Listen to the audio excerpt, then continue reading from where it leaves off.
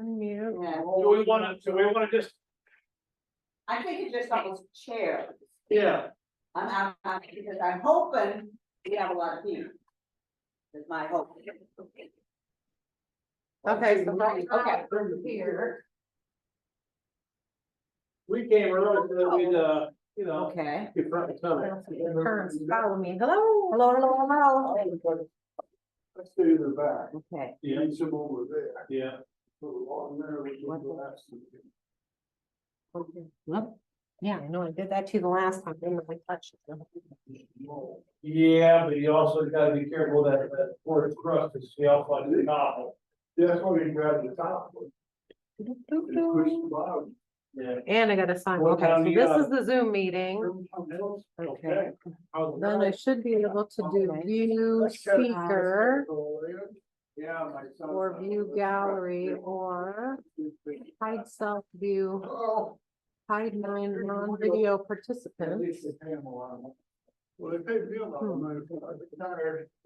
Yeah, I mean, I'm glad you got it. You made great decisions. Otherwise, Yeah, it's a good place to work. It was a much better place first. see, but the thing is, somebody's gotta like sign on to test it. It was a good I- place to work. Yeah.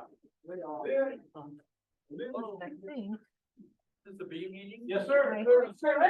How are you? How's the drive over? Hi. Good, good. You didn't bring any good books to sell or anything? Oh, no, we're waiting on a big shipment. Yeah. See, I got one so early. It's outside.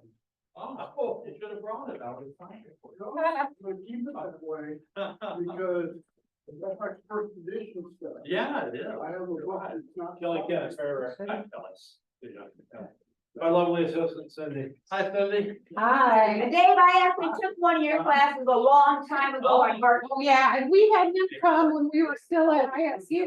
Yeah. He came a couple times My for wife that, remembers so, she Came to one of our ISU meetings. yeah, way long time ago. Oh, wow. Yeah. Okay, yeah. Hey, Okay, that's so you're long gonna- ago. I Remember that, yeah. Wow, I tell you. Yeah, Long time ago. Yeah. Let's get there. so do you have your computer or flash drive? I have both. Cause we can either do, Try the flash drive. we can do that and then, yep, and then share screen. I travel with everything I need. Good. So many times when things go bad. When I do that. Right, that's why I thought, well, we'll get all set up and then, Yeah. Okay. Let me slide that way back. Don't spend it anywhere else. Yeah. Right? Okay. but we need, Kelly, can you get on Zoom on your phone? I'm trying. Oh, PK is. Well, you're doing other stuff too, so. Yeah. Because we have this, okay, and it's PowerPoint, and Yeah. we have the owl thing we're trying to use. Have you ever seen an owl before? Oh, I'm not sure. if I- It's a microphone that should follow the speaker. Oh. So which one is this? CIBA level up? Double click. Okay, then I should be able to go to. If we get that. I'm just, my concern is doing like a split screen Okay. I because, touched on that screen. It's coming up. okay, Now what do I do? I'm just gonna ask you what you see on your end. Because, Welcome, get started with your account, join a meeting, sign up, sign in. out there. Oh, I just walked in, heard people talking. Yeah, so, yeah. Yeah, that was right inside the door. Oh, yeah. It was fine, it wasn't a problem. okay. That's the slideshow, but then I'm gonna have to have the Zoom open. And then go Usually I'm the one. I see Kelly. share screen, and I want PowerPoint. Yeah. Kelly. And Dave, Yes. I'm one station. Oh, I got an invoice for you. All right. He said he brought everything. My wife handed me this and she said, here's the invoice for tonight. And I said, what am I doing tonight? You're going to Bloomington. Okay, Kelly. That's when you have a wife. You Yeah, are in right. trouble, isn't it? Absolutely. You got. You want that? If I do, Yeah, let's try. You were wrong. like- David Burns. Okay. Yeah. So you trying to do a split screen? or- I'm trying to do, This now before. Yeah, appreciate it. so they can see him and see the PowerPoint.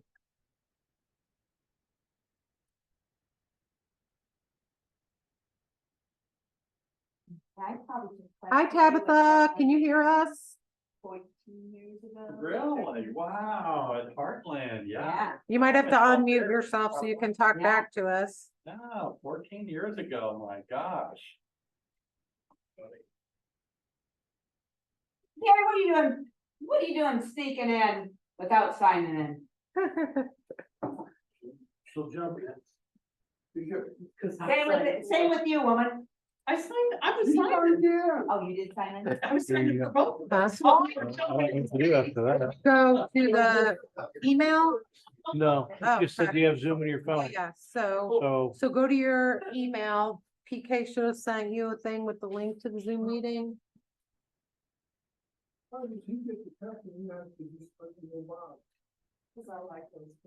when, Last week. Maybe I can send it to you again, so. Let me see, is there anything in the chat?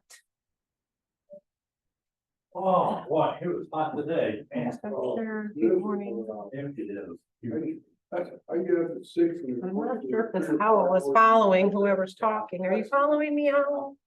Today, one more job. Ooh.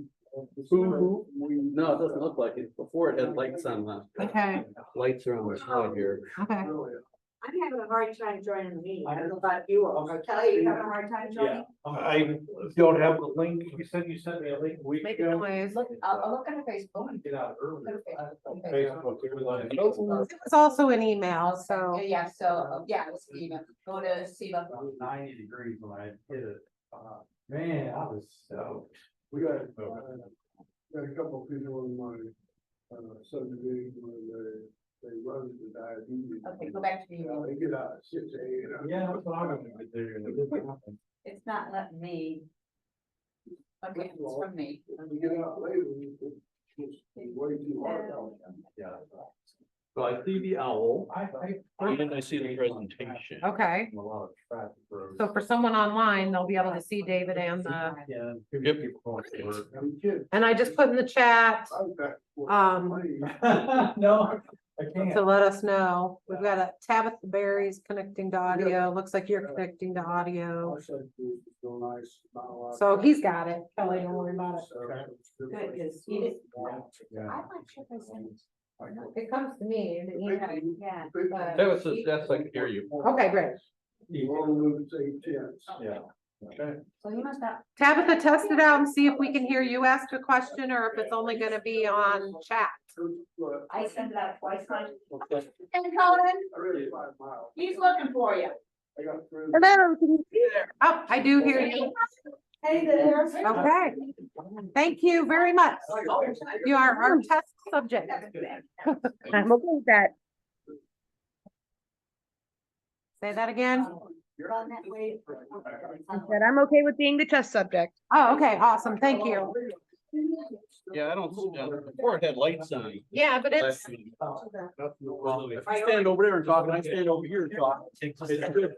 Jump back. It's not turning. they didn't have it hooked up, so. The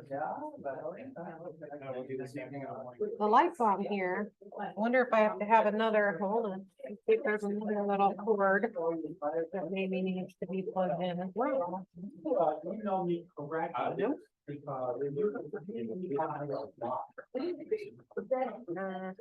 Good. Oh, okay. There we go. Okay. What'd you do? Push the button. That one, that one. Oh, this one. Okay, but now it's following you. Oh, 5 buttons? All right. now- Oh, now we did it. Well, you dropped it on your keyboard. Okay, Yeah, I think it's just. there. Yeah. Okay, now see. All right, now can you, who did it, No. It's not picking me up. I don't Can you care. hit that button again? Sure. Yeah, because that's red, so. Start here. So, one. Oh. I have my laptop. Yeah. You can just put it in a second. I don't need a good camera, I've got my cloud. Well, he's up there and I've got his thing pulled up, but we're trying to see if the owl is following us. Pitches it. It's not, you'll get good video. Yeah. So when he looked at on his phone, it was a split. You got this and that. So he saw the speaker view and the, yes, this is it's his PowerPoint. His PowerPoint on the thumb drive there. He's sharing. Yes, I shared it. So you 'Cause can, he's you can on. see it on the phone and you Yeah. got the little camera thing going. With online people. It's just, Okay, we're just trying to see if this thing is supposed to follow whoever's talking. And it it- looks like this is a mute button, it looks like. Just all over the board. I like that first. Yeah. So they didn't have it hooked up for me today, so I've already, Tabitha can hear us. I checked with her. Yeah, that looks like a power button. Mhm. We could also mute it with the laptop. Oh, Here we go. It finally went off.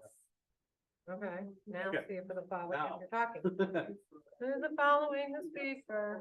No, it's not. Hello, hello, hello. Tabitha, how's the audio? Sounds pretty good on my end. Okay. Well, So is that plugged in? I mean, it's just, is that wireless? We have to connect to it, because all we have is a power plug at the moment. yeah. I don't know, it wasn't hooked up when I got, last time I was here, it was hooked up already. But they Change the audio to. Or is it looking enough? can you? Well, maybe do that. That's way easier. There's no way to know. Stay here and let everybody else settle out. Hi, Carol. Stairs. So it's the speaker? Yeah. Well, we want microphone, is what you're looking for. Okay. So I don't know which one of these is your, did you reboot? Is that plugged in?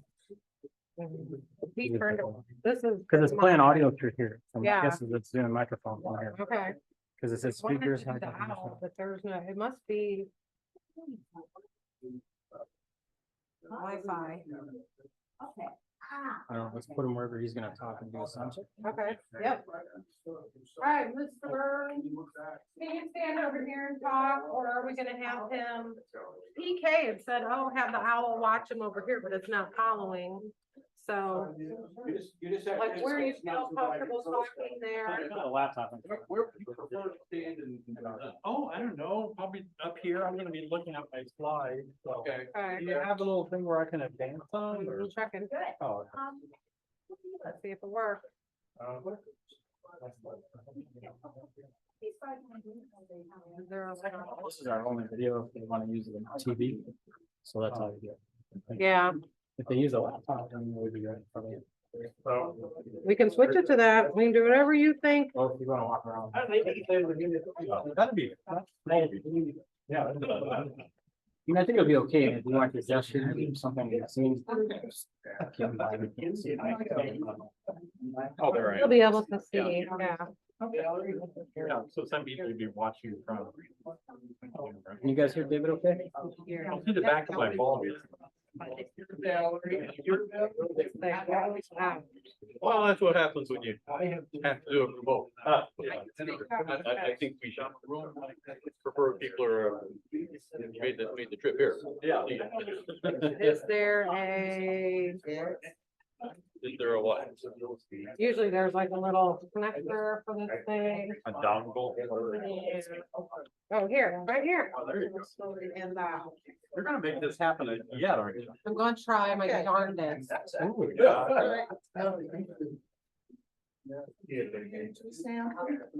do. It's making noise. It's making a noise. There we go. You can get rid of this screen here, don't we? Or you need that? This one, no, this is just the chat. Okay. Make sure they can hear you wherever you are. Okay. Now, can you make that full? Well, it's got this little guy here. It is full screen. No, you got the next slide up there. You don't need my next This. slide. This here. Yeah, you don't need that box.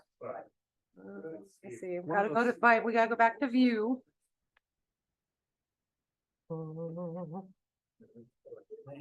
Hey, there you go, money. Okay. All Right. Go back to the beginning. Let me see if I can figure out.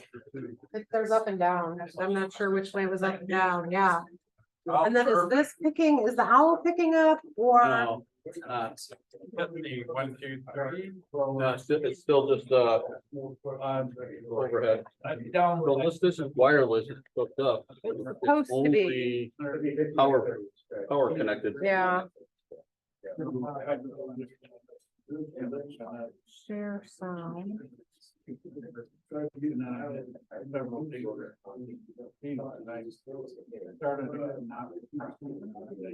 Hate to shut it all off and shut it back on. Oh, yeah. So this is the microphone that feeds the It's people. supposed to, You know, when it. that camera follow you, Oh, okay. but this,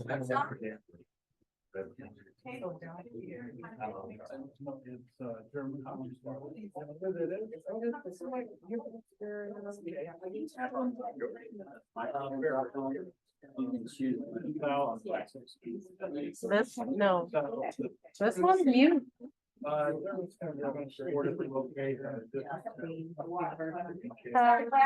Microphones.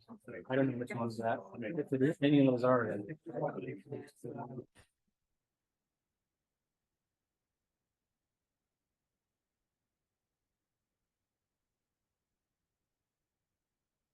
Did this Transmitting. one. You did that. I would say it's. So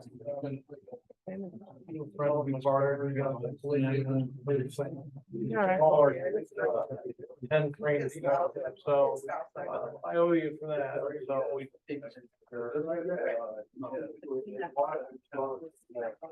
Where's the best place? Wherever it makes you happy. Huh? You don't want me looking that way. Well, yeah, I mean, if you just park, but see, they're not gonna see you at all unless you're within this, because for some reason.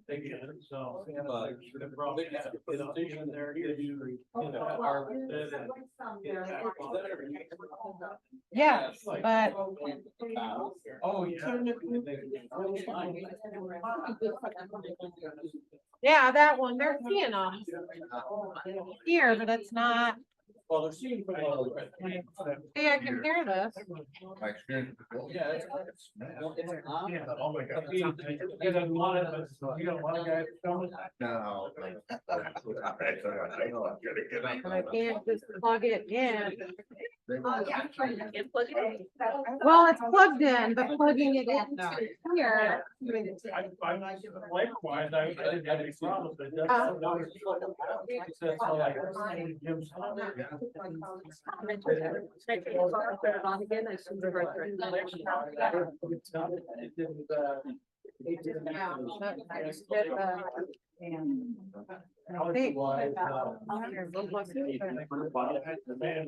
Checking. Focus mic, yeah, it's still selected. No, So should there be another? ordinance? That's what I'm probably- yeah, there's not one in their, in their bag. That's the bag from the mom. The box under here. You know, they had it mixed up. Supposed to have it mixed up today.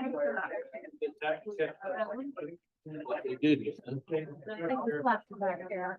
It's moving and I don't This one goes some lace. Okay, awesome. And this one goes here.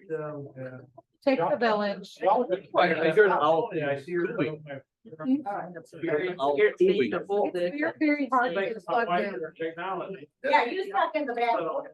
Actually came to town and. It's not that it's. And we just went for a hike to the barn. Everything that was done, it- Back.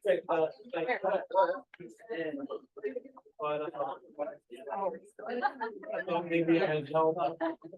Frame up. All right, now the question is, do we have? I don't care, but I was. We like to go over. Now, is it on again? Doing with the eye. I see light. Fly around. Yes, please. Okay. Is that working out? No, no, no, that was, sorry. The video, can we change the video settings? Wow. Owl Meeting, camera? there you go. Here we go. That's what I thought. This one, 3,500 photos, so I- is this focus, is that the right mic? Yeah, I'd say it was, focus mic. Yeah. Okay. All right. People offline. Yeah, that's how we had it last time.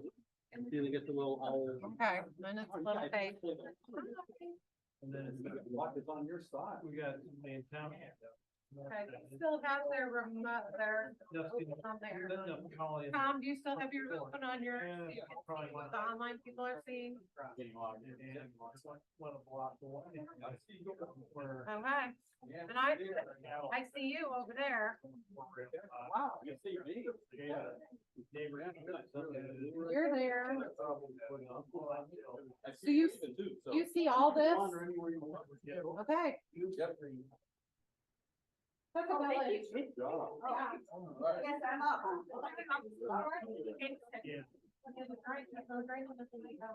Yeah, I know, very good. Okay, we're gonna. I got a quick introduction for David. Well, first, after me. Get to talk first. Okay, we've got a great presentation that Valerie will, show you. The hives out at my place are doing great. Friday, we're gonna be pulling frames. Friday night is our extraction event up at Hill Cove. So, and those of you who want to bring frames are welcome to bring frames, but you're being put on a list. Whoever contacted me first, that's the order we kind of go down and stuff. So we'll be showing you how to do various uncapping methods, even though we won't have Cindy's great red knife demonstration. Somebody else has just got the phone with the next, so that's where we go. Bees and Brews next month is at K Grove. K Grove at Bees and Brews, the second Wednesday of the month. You're welcome to come partake. Next month, we will be having on plants for the bees, so we're gonna go with there. So get up here. I'm done. I'm going quick. I'll put sample here. Okay. All right, that's fine. Hello, everybody. That was one of your board members, by the way. Secretary of the board, hello, how are you doing? And it's her fault he's here. But quick introduction for our guest David today. David and his wife Sherry have been beekeeping since 1995, or almost 30 years, growing their company from a swarm in a tree to a full honey business selling honey candles and soap products at fairs and vending at markets. In 2006, along with their son, they expanded their business to sell beekeeping equipment and building hives. But I, as many of you, have probably gotten to know David from his YouTube channel, where he educates new and not so new beekeepers on how to control mites, how to build bees of winter physiology, how to evaluate different tools and equipment that beekeepers commonly use, and Coffee Time, where he muses on life lessons over a warm cup of joe. Today, David will be talking to us about how we can level up our beekeeping experiences while becoming better informed citizen scientists. Please welcome EAS Master Beekeeper, David Burns. I really like that introduction. I need a copy of that. Yeah, right. Some of it was plagiarized. I really like it. It was fine, but yeah. Bee squad, you need to respond. Being spot.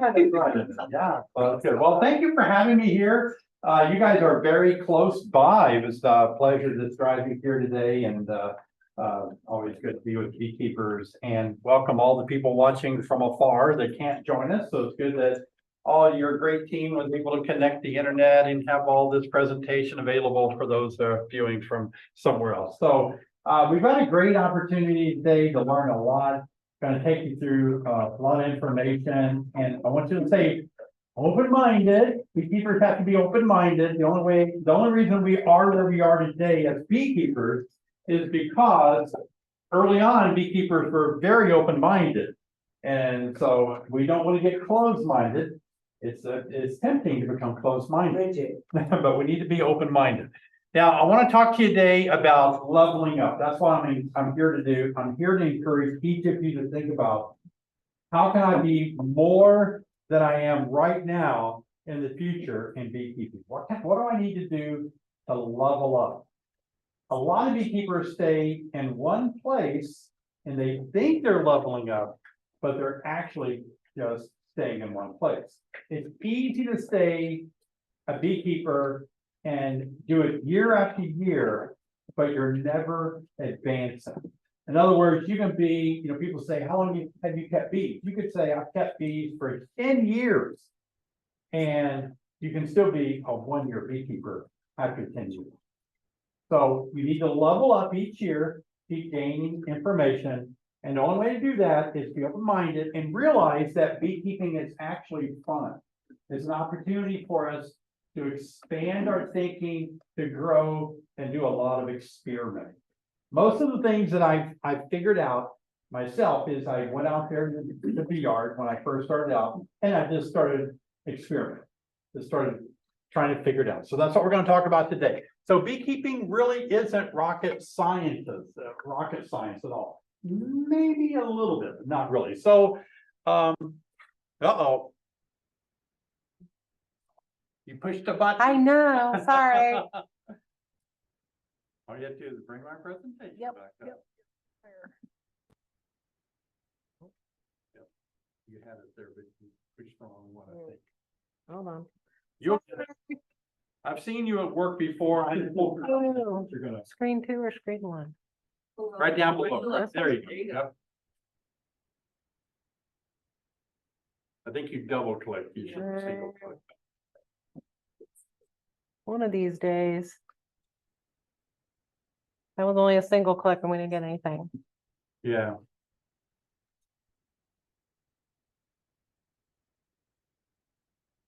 Your screen sharing is, oh, it's just paused. Just pause, people. Probably the green triangle right by your finger. This one. That's new share. This one. Oh, just like. How about trying the PowerPoint one again? You want to try that one? Yeah, There you go. but you gotta hit the view From the beginning? over here. Oh, That'll work. That's there, is good. that better? How did you? Oh, look, and now we can see your, that's what I was trying to get to, was so all they could see was from here down on you before, so. Okay. Well, that's because it's too close. You want to go up to display settings in the middle there, the down. Yeah, and then, the top one swap. All right, good. Back in business. Wow, technology, isn't that great? All right, so we're talking about beekeeping, how it really isn't rocket science at all. Now I've lost my clicker.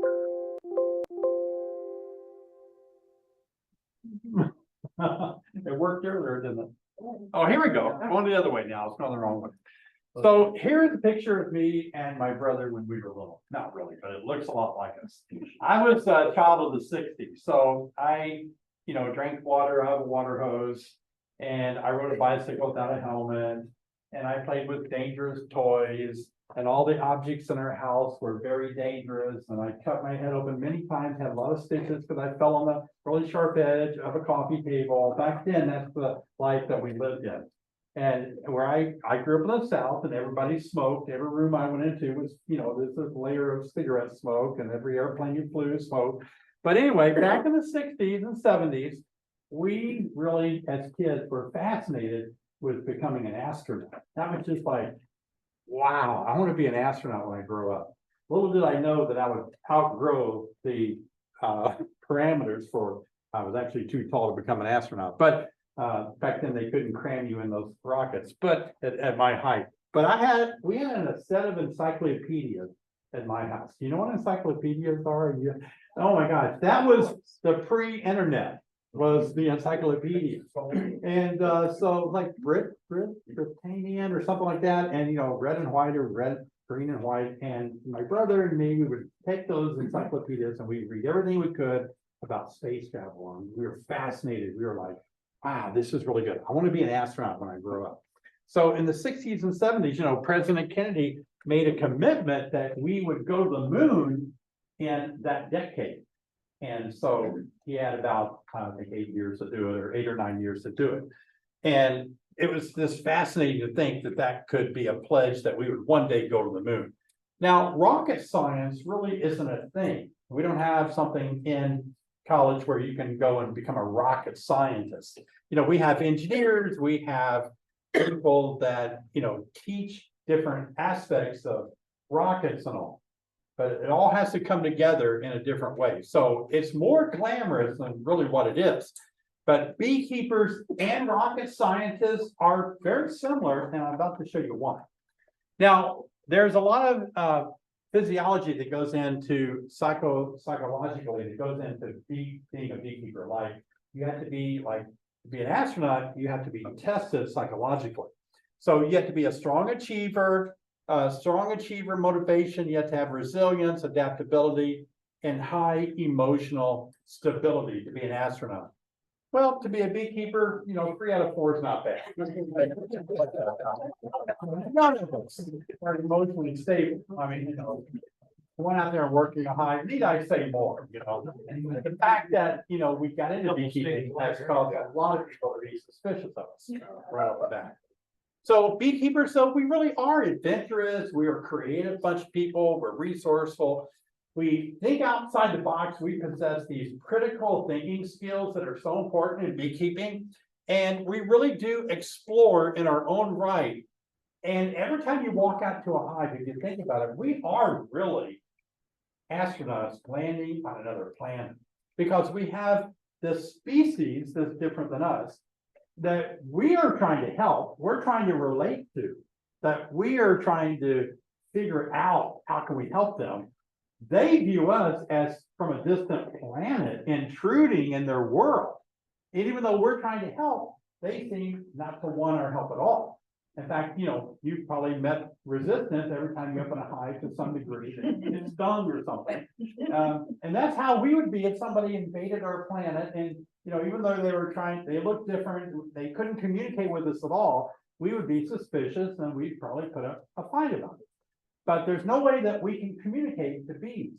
And we can communicate to other animals, and honeybees are animals, but we can't really successfully communicate to bees as much as we try. So all of this together turns us in, though, to becoming citizen scientists. You don't have to be an entomologist. You don't have to be somebody with a degree to really make an impact on honeybees and actually become very successful as a beekeeper. Now, let's talk about going from a hobbyist to becoming a citizen scientist. A citizen scientist means that you're just going to take your backyard experience and you're going to get a little deeper into it, keep better notes, have fun with it, and experiment and try to learn a lot of things about honeybees in one hive or 2 hives, however many hives you have. It doesn't matter. You don't have to have a whole bunch. But we want to level up. We want to expand our knowledge, because beekeeping is really quite a craft. So I just got back from the Eastern Apicultural Society in North America, Amherst, Massachusetts, near Boston, at the university there. And it was a great time being there. EAS really has three goals. They have an annual conference where they give out information and teach classes. I spoke 3 times teaching over there. And then as a society, they also collect donations for research in honeybees. And then the third arm of EAS is that they certify master beekeeper candidates. And so the Master Beekeeper program exists so that people are motivated and encouraged to take beekeeping to another level. Now, I know that when I first thought about doing that, I thought, gosh, there's no way I would ever become a master beekeeper. I've seen what the tests are like. I have no interest in going through that humiliation, you know? But then the more, I found myself kind of being stuck in a rut with beekeeping. I felt like that I had learned all that could be learned. So I thought, I just felt like I'm not motivated to know more.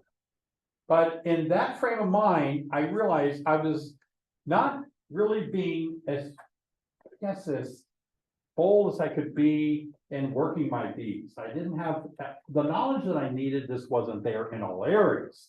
And so I thought, okay, I'm going to dive into this a little bit to see about becoming a master beekeeper, because it will force me to know more about bees. It'll force me to study things that I really don't care about.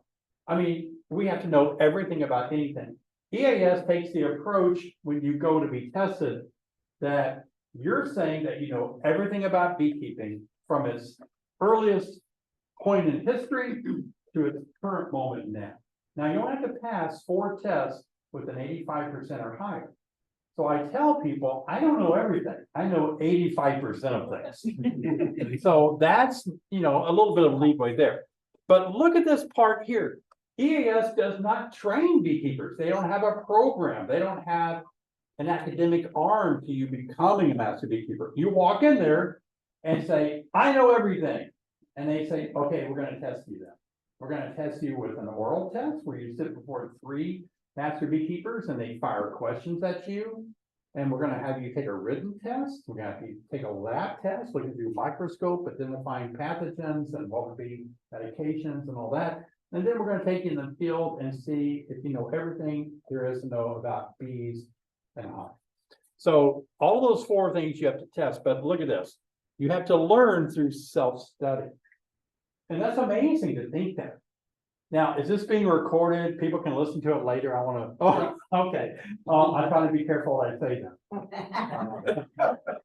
What's being So, recorded that way? I'll kind of scramble it up so nobody, if they're listening, will point. I think I'm pointing fingers It's about it. not like a YouTube video. No, it's not like a YouTube video, but there was one person that was unable to pass any of the 4.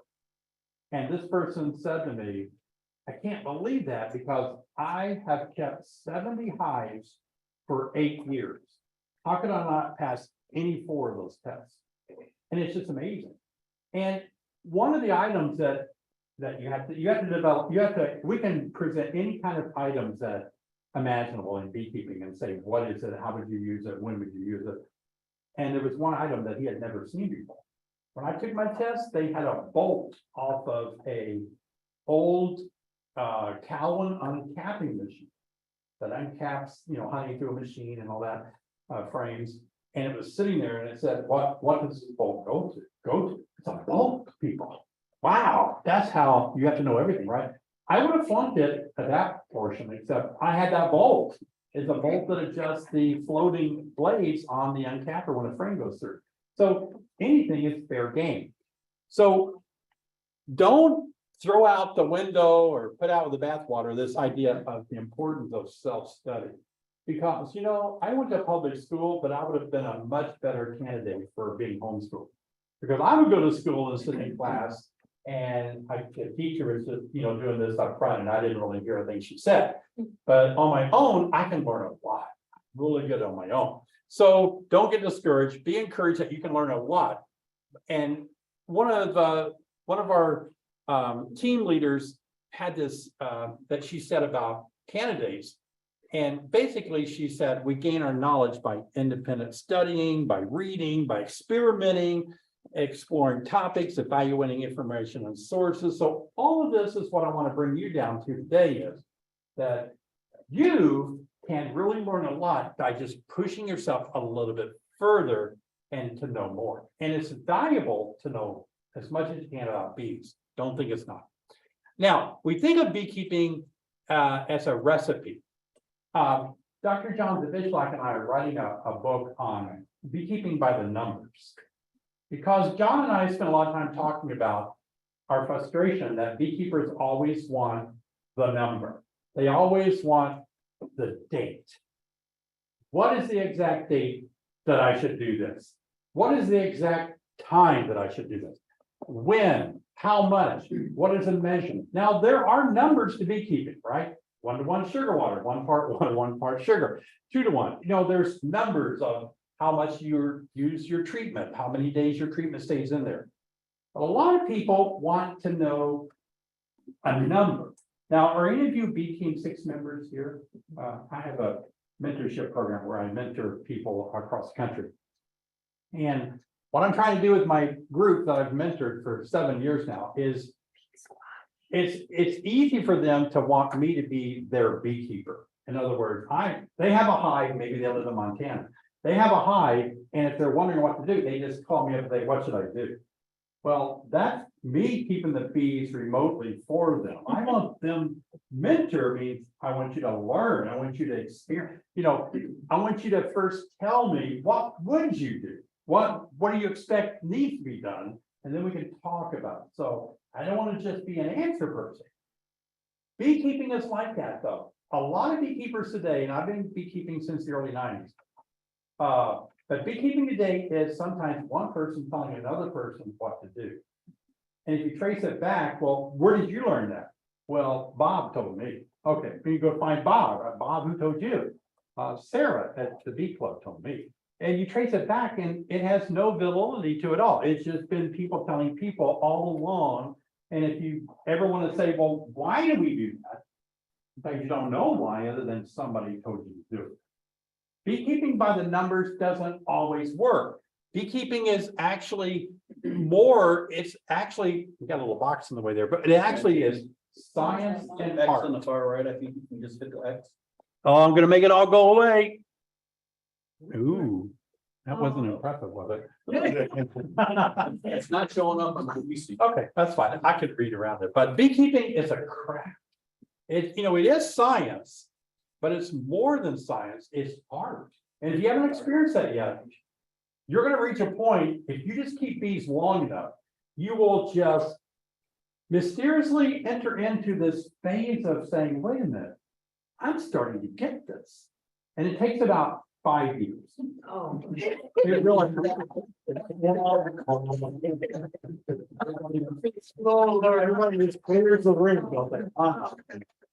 In fact, you can't even apply to be a master beekeeper unless you've had at least 5 years. Okay. So about year 5 is when you start to really connect the dots in beekeeping. And so I'm going to show you more about the timing of that and why that's important. Oh, there we go. So beekeeping is a mixture of, you know, it's a craft that's a mixture of science and art. We really do need science. I'm telling you, beekeeping is science. I wouldn't say it's not at all. Formulaic beekeeping, though, is what we have to be careful about. We need formulas. The state of Maryland, when I was at EAS, they had this little laminated sheet. You can't see it where you're at, but it has all these different numbers and dates and all. And it's really good for a new beginner to get familiar with the science of beekeeping. Do you have one of those posters that shows how many days from an egg to adult worker, egg to adult drone, an egg to a queen, and it shows the larvae stage and what a queen cup looks like? Those are great little posters. I had one when I first started beekeeping. I just memorized all of that. You know, I was like, oh, wow.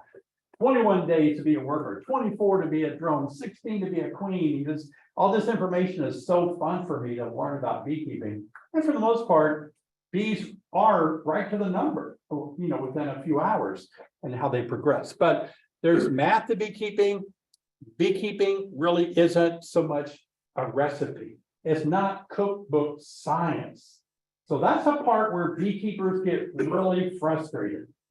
I took a class, they say, I took a beginner's class, I learned all these numbers, I learned what I'm supposed to do. But now Should I put a super on it? Should I confine them to one deep or give them room to go to another deep? Should I split the hive? When do I split? Is it wrong to split it now? Is it too late to split in August? These questions really aren't addressed in most of the classes because that's the part of the art and the art and the craft of it that is hard to hand down. We can hand down the science real easy, but the art and the craft is kind of tough. But let's talk more about it. So we'll go into this. A B Team 6 member sent me this email. And the person said, "Good morning, David from Michigan. Moving hive for more sun exposure. I have a Florida moving screen and white plastic robber screen available. Which would work best? How do I do the move? Thank you in advance for your help." Now, you may not know some of these terminologies, but let me just help you out here. One is here. I think I brought all my show and tell. That was my most favorite time of school, was show and tell. Back in, well, I can't say that. Yeah, I can. Back in my day, show and tell, you could bring a knife to school and show your knife, and you could bring your dad's shotgun. I live in the South. Now that's in the 60s, though. That's a different time. You can't do that now. All right. So she said she has this, which is a Florida moving screen. You put it on your hive in the middle of the day, all the bees land on it, they go in the tiny little holes and they don't go back out. So you can, if you're getting somebody was spraying mosquito spray or something in the middle of the day, you could make all your foragers land, they go inside, you kind of capture all your bees. So she's saying, should I use this Florida moving screen or should I use a white robber screen in order to move my hive?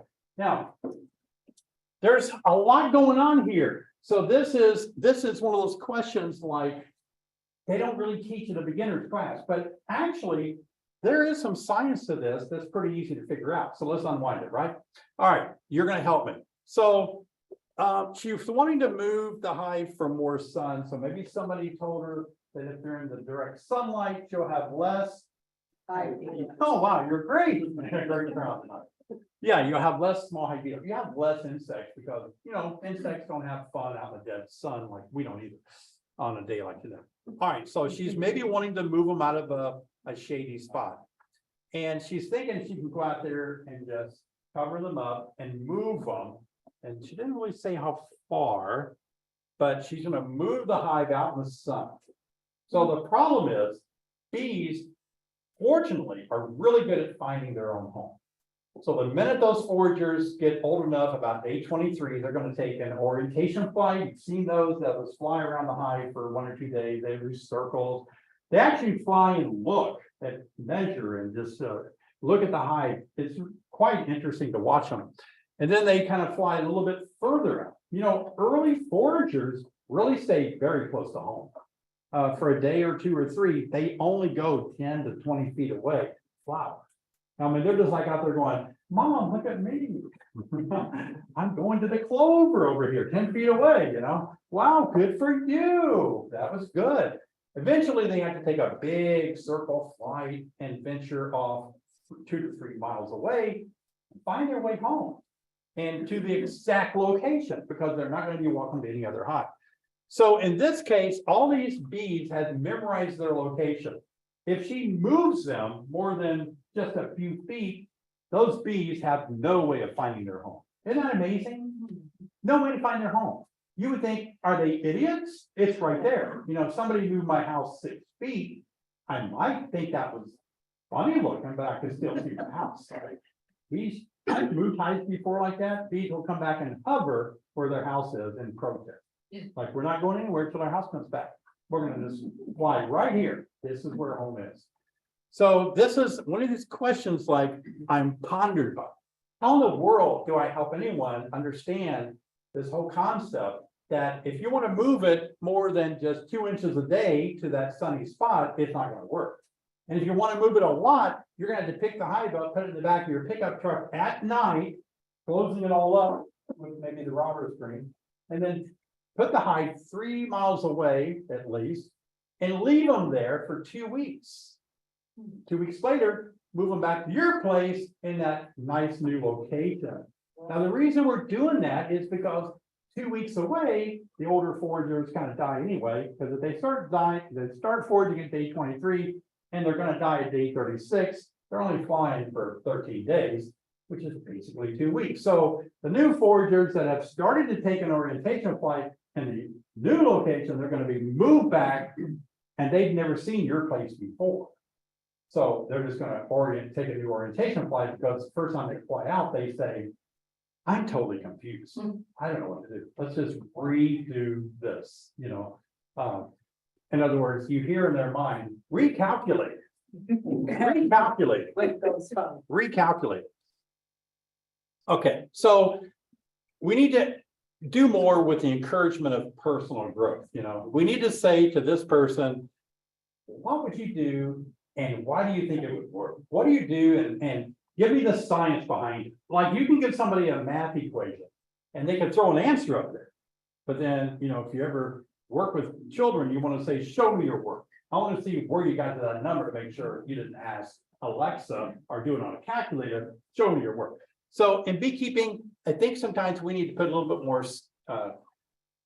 time into figuring out, why will this work or why won't this work? So we can present math and science about bees, but leveling up, it means we really do have to know a lot more about bees to be more successful at beekeeping. So success, though, is different for each beekeeper. All of us want to be a successful beekeeper. If you're brand new to beekeeping, which some of you must be, because when I said 5 years, there was a gasp. So, you know, a lot of new beekeepers, they want to do one thing. Either it's, I want honey the first year, which is rare to get honey the first year because they're building so much comb, but it happens. And the second thing is, most beekeepers say, I just want to get my bees through the winter. You know, a lot of people tell me, I'm not taking any honey the first year because I don't want them to have that. I want them to get through the winter. And so, you know, what does it take to get bees through the winter? The number one thing right now that's hurting us with bees getting through the winter are viruses, pathogens that bees collect because we have a long winter. And so the bees are faced with a virus. We all know about the dangers of viruses. So bees feed each other mouth to mouth. So you can imagine what it would be like in our country if we fed each other mouth to mouth. There's a lot of imagination there, but you know, it's such a spread of viruses that we would just annihilate the race so quickly, you know. So that's what bees do. They feed their young, you know, rolled jelly from their hypopharyngeal glands that are infected with the viruses. So it's like the maternity ward at the hospital. They're preparing medication or milk to feed the babies that's infected with a virus. You can't get away from it in a beehive. You cannot, it's everywhere. The mice just continue to transmit these viruses around. Viruses have been around in bees long before the mice transferred them around. So even without mice, we still have some viruses, but we have them worse now. Okay, so we are citizen scientists. NASA had 9 years to send somebody to the moon, and they did it in 7. We're not rushed. We can take all the time we want to enjoy learning more about bees. Make it an ambition of yours to say, you know, I'm kind of inspired. I want to know more about bees. They're fascinating creatures. Let me tell you this. Once you dive deeper into honeybees, they're a lot more fascinating than you can ever imagine. Mice are fascinating little creatures. They reproduce, the Varroa destructor reproduce by kissing. Wow, did you know that about mice? Mice don't have eyes. The Varroa mite doesn't even have eyeball. I can't even see. So there's a lot for us to be fascinated about, but we are all of these things here, and that's what's going to drive us to be citizen scientists. Now, maybe you've heard of this, the Dunning-Kruger effect. It applies to a lot of things, but it really applies to beekeeping, I think, because when we start beekeeping, we really don't know much about it. You know, when I first started beekeeping, a guy came up to me and he said, "Hey, David, you want to help me get a beehive out of a fallen tree?" And I was like, "It's 30," and I was like, "Yeah, that sounds good." He said, "I'll get you the equipment. I'll give you a bee suit. We'll take the bees out of that fallen tree. We'll put them in a hive, and away you go." That really sounded simple.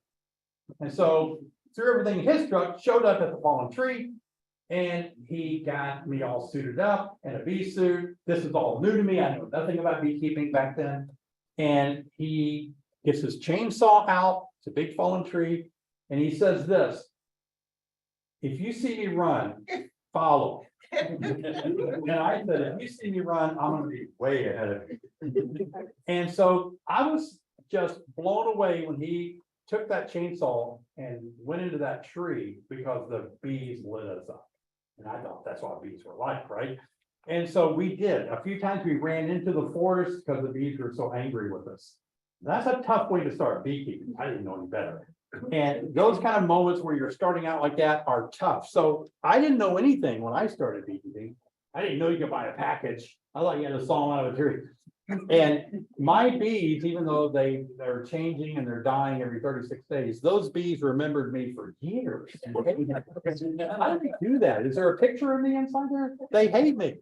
Ooh, now we need to shrink it back.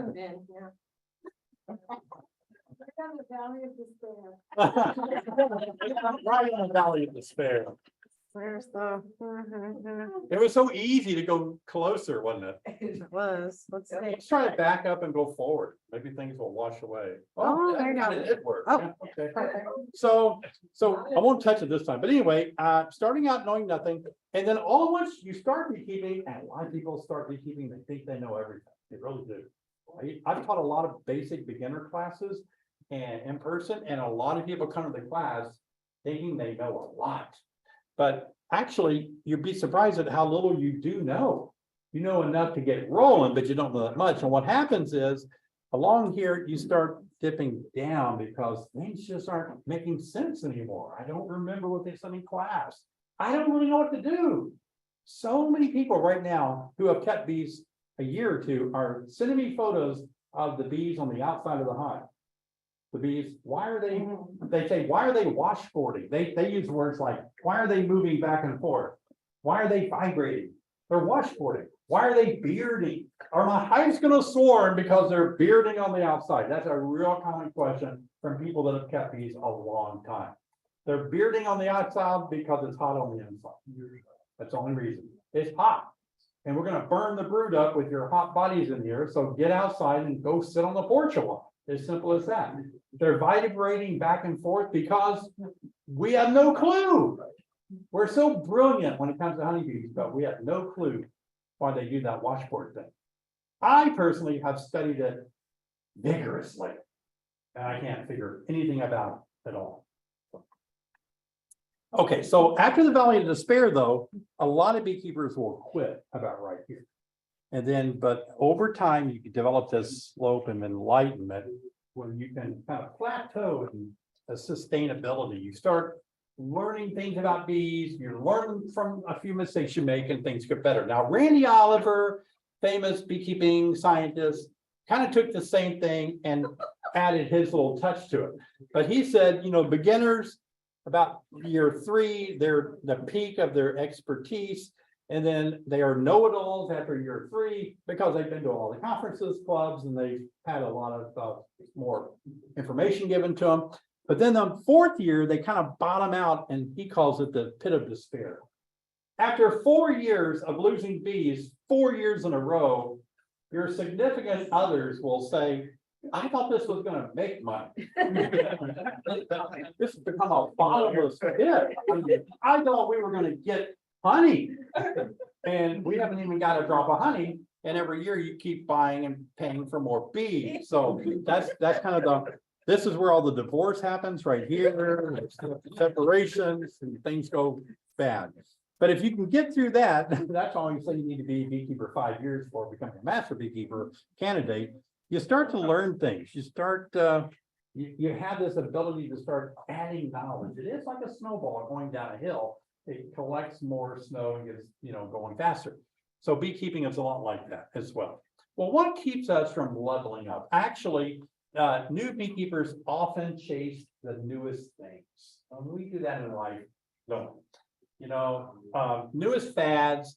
We're not really looking so much for solutions that we can come up with. We just want somebody to hand us this magic pill, this new thing that we can put on our hive, and all of our problems go away.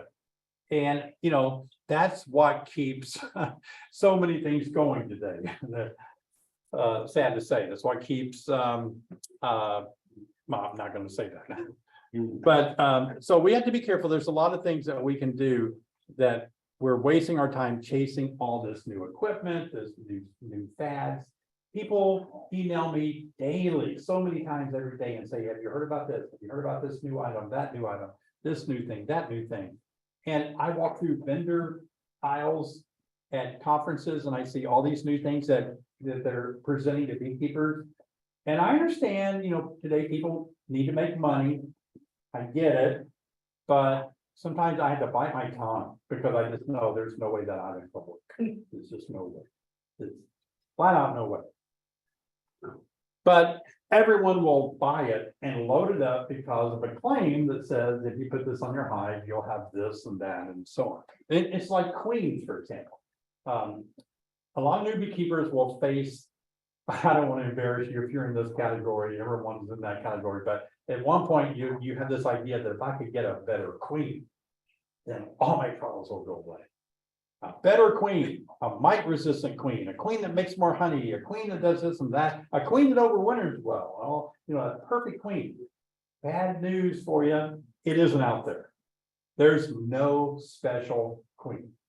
Now, I understand about the ankle biters at Purdue University. I understand about Corey Stevens, the rural sensitive hygienic queens that are not, they're more reproductive, less reproductive with mites, and everyone's trying those things. John Harbaugh, I raised queens for a long time, trying to go in light of what Brother Adam did with his Buckfast queen and get queens that he tried to do it that were resistant to the tracheal mite. I was trying to get it that they could be more resistant to mites and overwinter better and all of those things. It's haploid diploid genetics. A queen mates with over 20 drones. It's hard to keep strict lines, see.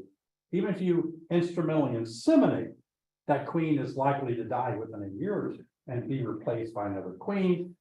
And so you can't really bank on the queen saving the day for you. Now, people challenge me sometimes and they'll say, wait a minute, this one guy promises that his queens are mite resistant queens. It's not out there. That's not true at all. There's no such thing as that. They can be a little more mite resistant, maybe, but what are you sacrificing? Maybe they won't make honey like you think. Now, if somebody had that perfect queen, then we'd all be buying it, and that person would be a millionaire. And people wouldn't keep pouring treatments and everything into the hive. We may be there. I think we could be there in 200 years.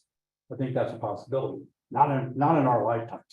So anyway, latest gadget would include a special queen, or, you know, a lot of people will buy bees and they won't do well. And next year they'll say, well, next year I'm going to try a nuke. I'm going to buy a nucleus, or next year I'm going to buy from a different package, a different thing. Now you can try a different hive. You can try, you know, Langstroth hive, this isn't good enough. So now you can try name your hive. You can try a top bar hive, you can try the happy me hive, the horizontal hive. Maybe that will solve the problem. When it all gets around to it, the one thing that's missing is our skill set. It's our ability to manage a colony by looking at it, understanding it, and giving the colony what they need to be very successful or very strong. So I gather a lot of information from over 200 B Team 6 members that have been asking me questions on a daily basis, several an hour, all over the United States about what do I do about this and that. So I've gathered all this information and I know what new beginners are wrestling with. And the big thing that they're wrestling with is not so much not knowing what to do, but they want to formulate beekeeping. My wife is a great cook. I know you can't tell it by the size of me. I should be much bigger than I am, but genetically, for some reason, I can eat like a horse and not look like a pig. But I know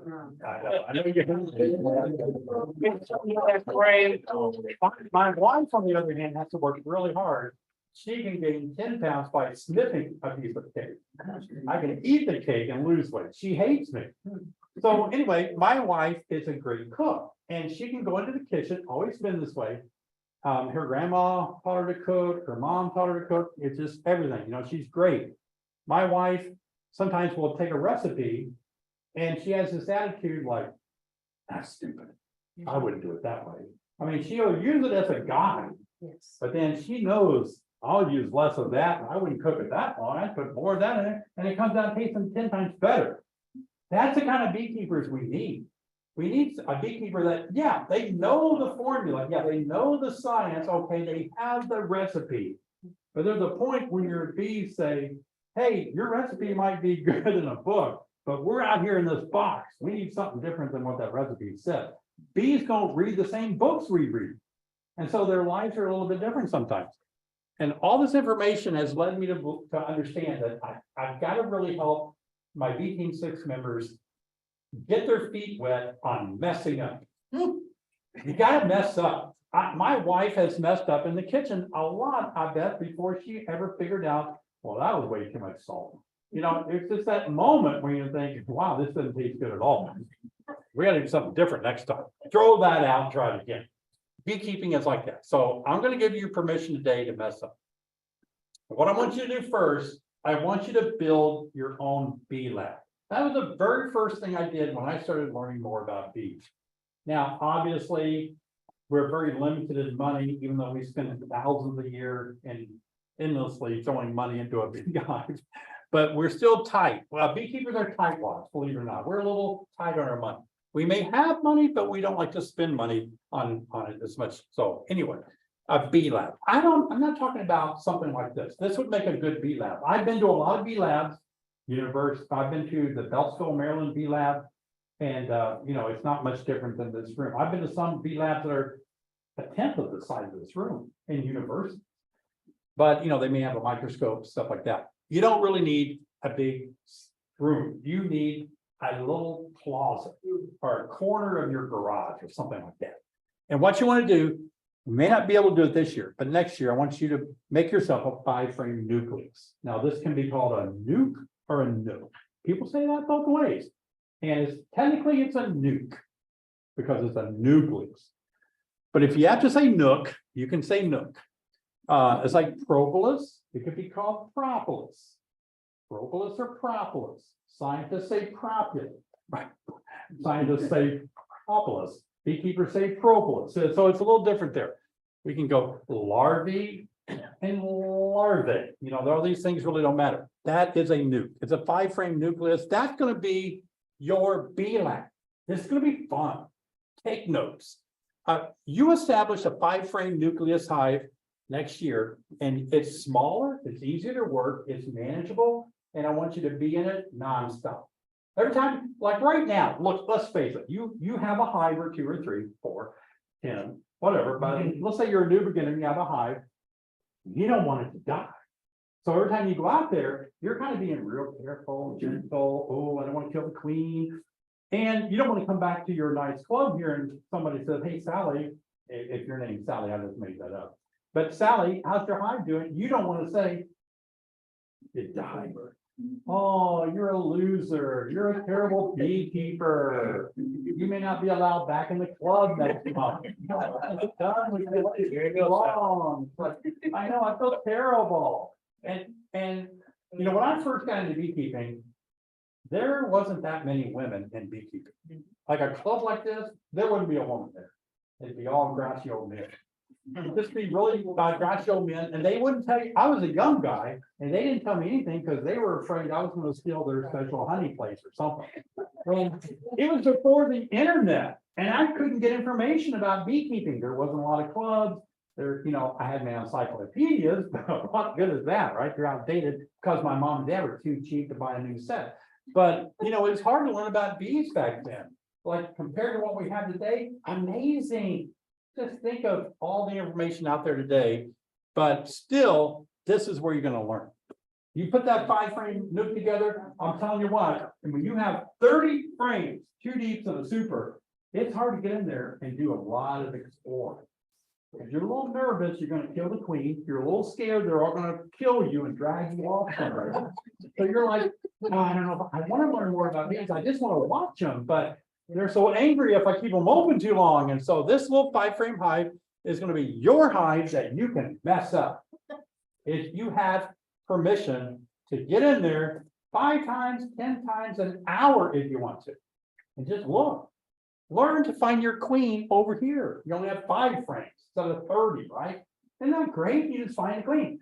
You get good at finding the queen, then you say, I'm gonna try to pick her up, maybe. You know, try to pick her up on her back wing, see if I can pick up that queen. First, I'll practice on a drone because they don't have. Stingers. Yeah, they don't have stingers, so you can pick up a drone and put it in your mouth. And then let it take out. Before you do that, make sure you know the difference between and a work. You're gonna be fucking funny at work tomorrow. What I'm gonna do, or I burn myself on my coffee again. I don't wanna tell them you were dumb enough to put a bee in your mouth. Now, in EAS, we actually had bee Olympics. And this year, one of the things we did for a bee Olympics is you put a drone in your mouth, you can't kill it, you pick up a drone, put it in your mouth, and see how far you can spit him straight up in the air. Isn't that amazing? We used to see how far we can spit them that way. Now, you can't kill them. And I want to tell you, before you do that, you may want to practice and get used to, they always pee in your mouth. Hence, that's why you spit them out. Now, if you're a good scientist, you know that bees don't pee. They have Malpighian tubules, so the pee and poop kind of all mix together. That makes you feel any better.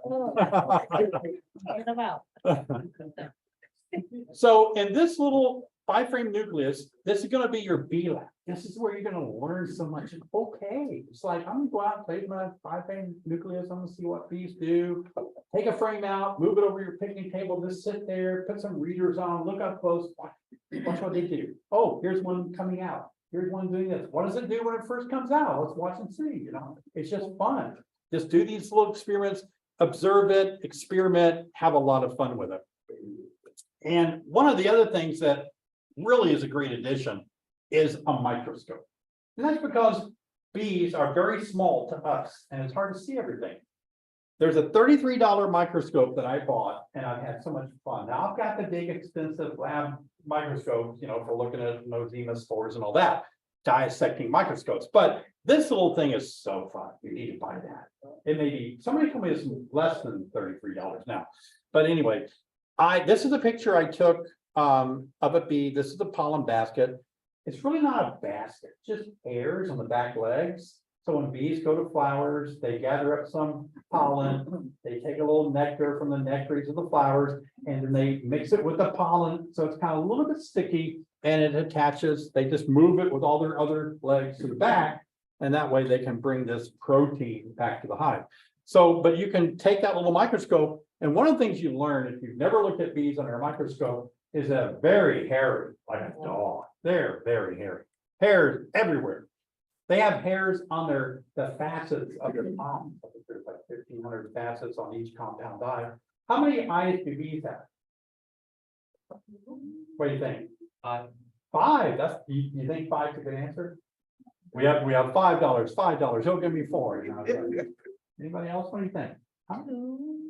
Some are saying 2. 6. 6. Okay. Well, 5 is a good answer. They have 2 compound eyes, big compound eyes, kind of mosaic because there are sections of facets and each one has some hair on it, and that helps them perceive around them the environment. But they have 3 ocelli, 3 eyes on top of their head, fixed lenses. So it helps them navigate because they're triangular. Several other insects have that. And that is also used for determining light. But we think that when bees are ready to leave their hive when the sun comes up, they might use the ocelli to help them evaluate the light. Now you can see that under a microscope. You can look at the 3 eyes on top of their head. You can see the big 2 eyes. So think about this could be something that you add to your bee lab, just a really inexpensive microscope, and start learning about bees. And what happens then when you see something, you're going to say to yourself, what is that? Why is that on there? Like this, the little camera, the little microscope, look at that. There's a bee's wing. You can see the little veins in the wing. But look at those little black dots. What do you think those are? Little black dots, all. Sensors. What do you, receptors? Somebody- Sensors. Sensors? They send the wind. Oh, okay. Sensors, yeah. Little black dots. They're tiny little hairs. And like you said, their way of sensing the movement of their wings, it just gives them telemetry reports back. And does a little protection, but you would have never noticed that if you hadn't zoomed in on your little microscope there. Now, you can build your own bee lab, and as you do, what you want to do is set some goals, set some experiments, learn to find the queen, learn to pick up the queen, pick up a drone first, observe, and take a lot of notes. I think that's really important. Take a lot of notes. A lot of new beekeepers don't take enough notes. And so write down a lot of information on what you're learning about bees. I've got volumes of books with information that I've written down. Some of them started out this big, but because I left them out in the rain accidentally, they're this big and smell slightly moldy. But I still use those notebooks. Now, this is one of the queens that I raised. Oh yeah, boy, she's a dark one, isn't she? Why do you think she is so shiny? This is one of those things that, you know, next leveling up. Older, less hair. There's less hair. What would cause her to have less hair? Older. Yeah, we all get a little thinner on top as we get older. The guy pulls them out. What's that? The guy pulls them out, What guy? the drones. Okay, no, I like your answer. I like your thinking, yeah. She doesn't need to collect pollen. She doesn't need to fly. All those things are true and good. And the genetics. No, not genetics. She might have a virus. No, it could be. They do get shiny with those viruses, some of the viruses. She's being groomed. Let me just kind of tell you. So when she was introduced, they didn't readily accept her. They balled her and they pulled all her hair. Yeah, when you see a robber bee, you see a bee in your hive, like you can see the other hairs around see all the hair on these other worker bees. If you had a worker bee in there that was shiny, to us looked shiny, robber bee. It's a robber bee that they attacked, but she just kept asking for forgiveness. Can I please live here? Please, please, please. And they didn't kill her. So in this case, they just pulled all her hair out, but they didn't readily accept. And she didn't stay actually that dark. She got a little more tan color as the years went on. All right, so set these goals for you, start learning. And I want to talk to you another thing about how to level up is try to think about raising queens. Raising queens teaches you bee biology really fast. It is such a way to learn about frame manipulation, how to make boxes of queenless bees that need a queen, how to judge the age of different nurse bees that can help feed larvae to raise a queen. It's all about management of frames and techniques, and it's really not that hard at all to learn to raise queens. I'm looking at the room here. Every single one of you has the ability to successfully raise as many queens a year as you want to. All of you. Now, a lot of times we think it's just for the big boys that have 10 million hives or somebody that doesn't have shaky hands or bad eyesight. Well, no, that's not true at all. You can stabilize your hand, you can wear readers or jeweler glasses or something, and you can raise queens out of one hive, plus that little nuke that you have. It's that easy to raise a lot of queens. My opinion is that sometimes we believe that we can't raise good quality queens. Got news for you. You have the ability to raise a higher quality queen in your backyard than you can ever possibly buy. Isn't that amazing? Yeah. So when I first started raising queens, I learned from Dr. Joe Lashdaw at Ohio State University. He taught me and my children how to raise queens many years ago. And so at one point I said, I'm going to do instrumental insemination now so I can keep my genetics kind of tight with my queens and all that. And he said, don't do that. I can sell you that machine, but I don't want you to buy it. You'll never have better queens than if you raise them out of your best hives and just let them open air mate with drones in your area. And he was right. So it dynamically changed my whole bee operation when I started raising my own queens. I just started having so much better results. It was fascinating. So consider raising your own queens. You can start by just raising 1 or 2 or 3, but it's so rewarding when you first see that virgin queen emerge out of her cell that you raised and think, wow, that's awesome. I raised the queen. And then you have a little mating nook, maybe another little 5-frame mating nook with frames in it. They don't have a queen in there. You put her in a little queen cage, you introduce her, or you can take it on day 16 before she opens the hatch door. You can put the little queen cell in there, let her emerge in that little queenless mating nook, and then she walks around for a week, takes a mating flight, comes back, starts laying. Wow. And all at once you're like, man, I could raise more than this. I could raise a lot. At one time, when we first started this, we started getting bigger and bigger. At one time, we had 400 mating nooks. And I told all my children, told them how to graft. And I said, I want you to be out there every day grafting, making these frames. I said, I want so many grafts that we'll have to throw grafts into the field because we don't need them. But we were selling about 100 queens a week. That's how many we were producing. And we didn't have a ton of hives that we were doing that with. It was so much fun. But it's, it's just one of those things that drives you in to understand bee biology, the anatomy of the hive, the timing, the sequence. But all at once you fall into this, not just science and I'm raising queens, but this is really neat. This is a craft. This is an art that goes beyond science. This is like an art. Now, other citizen scientists were people like Moses Quimby. He came up with the idea of the smoker.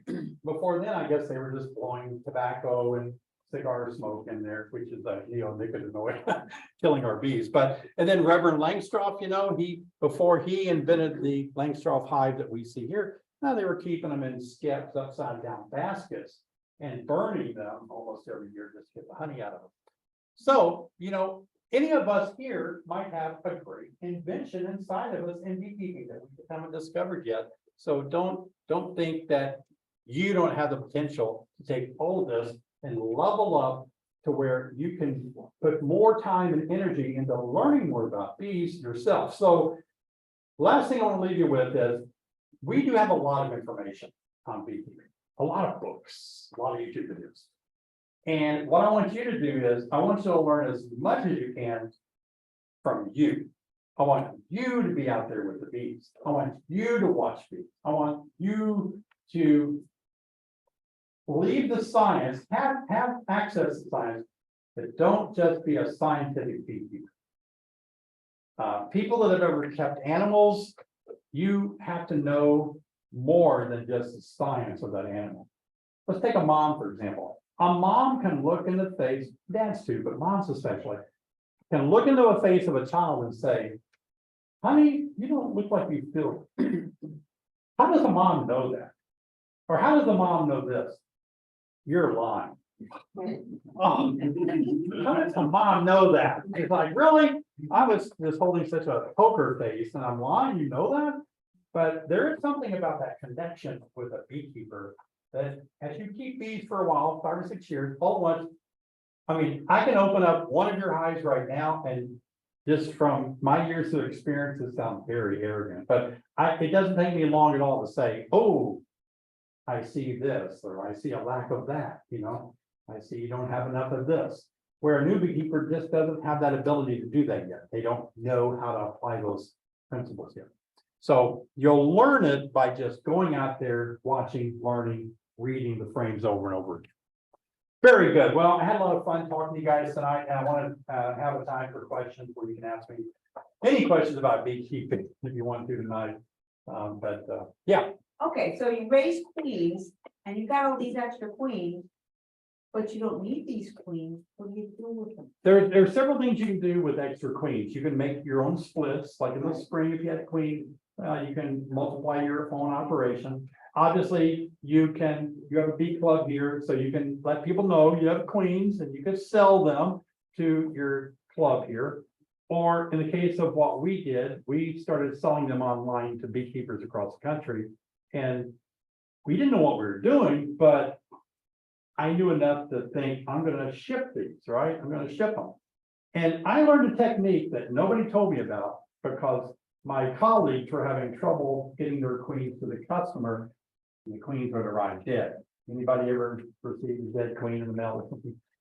So what I developed was a technique where right when I only ship overnight, a little more money, UPS overnight. I take a dab of water on my finger, spread it over the cage of the queen, and a dab of honey, spread it over the cage of the queen. Four attendants, put them in there, and I ship them. They get there by 10 o'clock the next morning. They always arrive perfect. And so that water and that honey, just a little bit on the outside of a cage, made all the difference in the world. One of my workers kept losing all the queens that he was producing. He'd bring me dead queens. I'm like, how are these queens dying in the bee yard? Did you not raise them right? He's like, no. So then I had to start thinking, okay, what are you doing wrong? Take me through the whole process.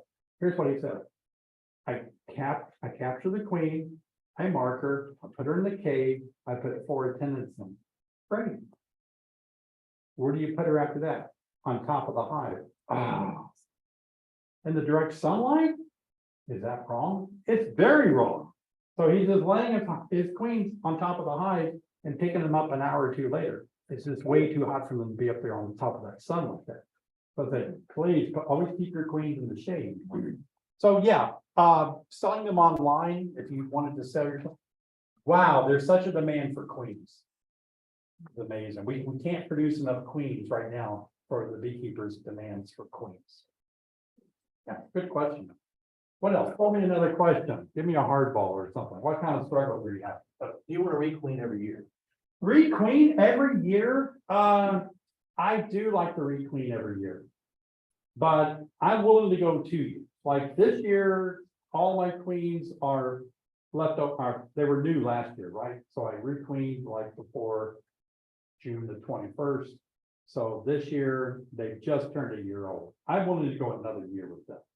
It's not that dangerous for me to do that, but I'll never have a queen longer than 2 or 3 years most. Because here in Illinois, if we lose a queen in the wintertime, it's so long before we get a replacement. We'll lose the hive, but before somebody can ship us a queen, unless you can raise your own. So if you're raising your own queens, it's real easy to requeen every year. It doesn't cost you. Right? That's why it's easy for me. Yeah. You talk about your valley of despair. What was your valley of despair? Yeah. So And then yes. what led to your slope of enlightenment after that? Okay, very good. My valley of despair was I really got on this passion about I could find a hives somewhere that have been surviving on their own, like in an old barn somewhere, in an old building. And I would go there and I would take them out and I would raise queens from that genetic line. And I did that repeatedly. I would have this criteria. How long have they been in this barn? Are you sure? Well, this reminded me, there's a hive in Hershey, Pennsylvania, at the Chocolate Place Zoo that has been there 80 years. Wow. The only thing standing between me and that hive is some vicious animal in the cage. I don't remember what it was, like a tiger or a bear or something, you know. I gotta fight that bear for the hive, but I want to go there and see, but right now it has been there, they say 70 or 80 years. So anyway, I did that. Bees chocolate. Yeah, that bees love chocolate. Well, they pollinate chocolate bees. Well, I guess they requeen, you know, quite often, obviously. Valley of despair was I kept losing those hives. It's like they're dying. They lived in the barn. I raised and it's not working. And I tried for years, 3 to 5 years. How do I capture the genetics of the survival? I call them the Illinois Pioneer Queen. Pioneer, you know, the old stock pioneer mom and dad that nothing gets them down. They drink dirty creek water, you know, they've never had any, don't have to go to the doctor or anything. Pioneer Queen, I couldn't pull it off. Yeah, I was so despair. I wanted to be all natural in my approach to beekeeping. And I realized I'm losing everything trying to do this. I've got to stop. I can't do this anymore. So that's when I started taking a more scientific look as to I've got to learn more. That's what prompted me to learn more was I've got to push myself. That's when I decided to become a master beekeeper, just so that it would force me to learn more. Because otherwise I'm gonna kind of lie to myself that I'm learning more when I'm really not. I mean, I carried flashcards around for a year just learning all the different things about bees, all these terminologies, so. That's it in a nutshell. I lost too many hives, something isn't right, I need to learn more, and once I started learning more about bees, it becomes really easy to manage bees, the more you know about it. Very easy, actually, extremely easy. Yeah. So now are you back in the pioneer, take?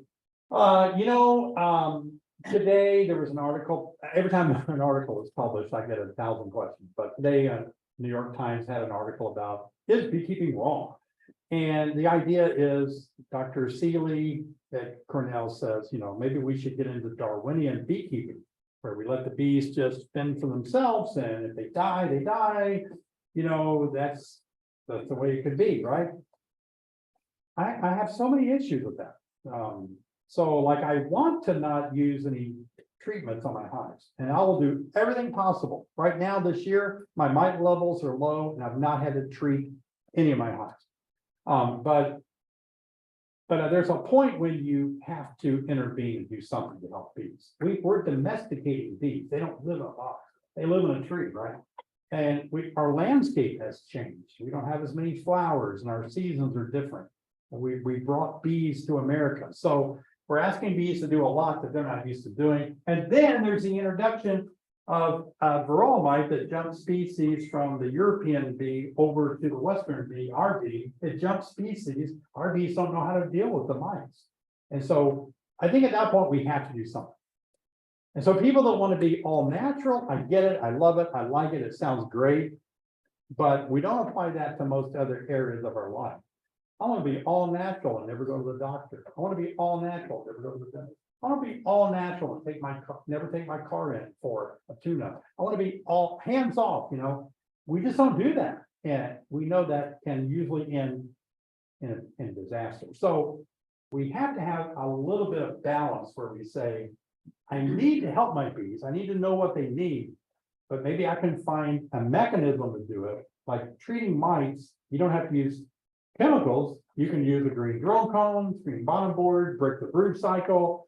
You can use a lot of other mechanical IPM methods first before you have to douse them with acid, is my opinion. So I'll do everything I can, but if you give me a hive that's got 35 mites per 100 bees, I'm going to use formic pearl.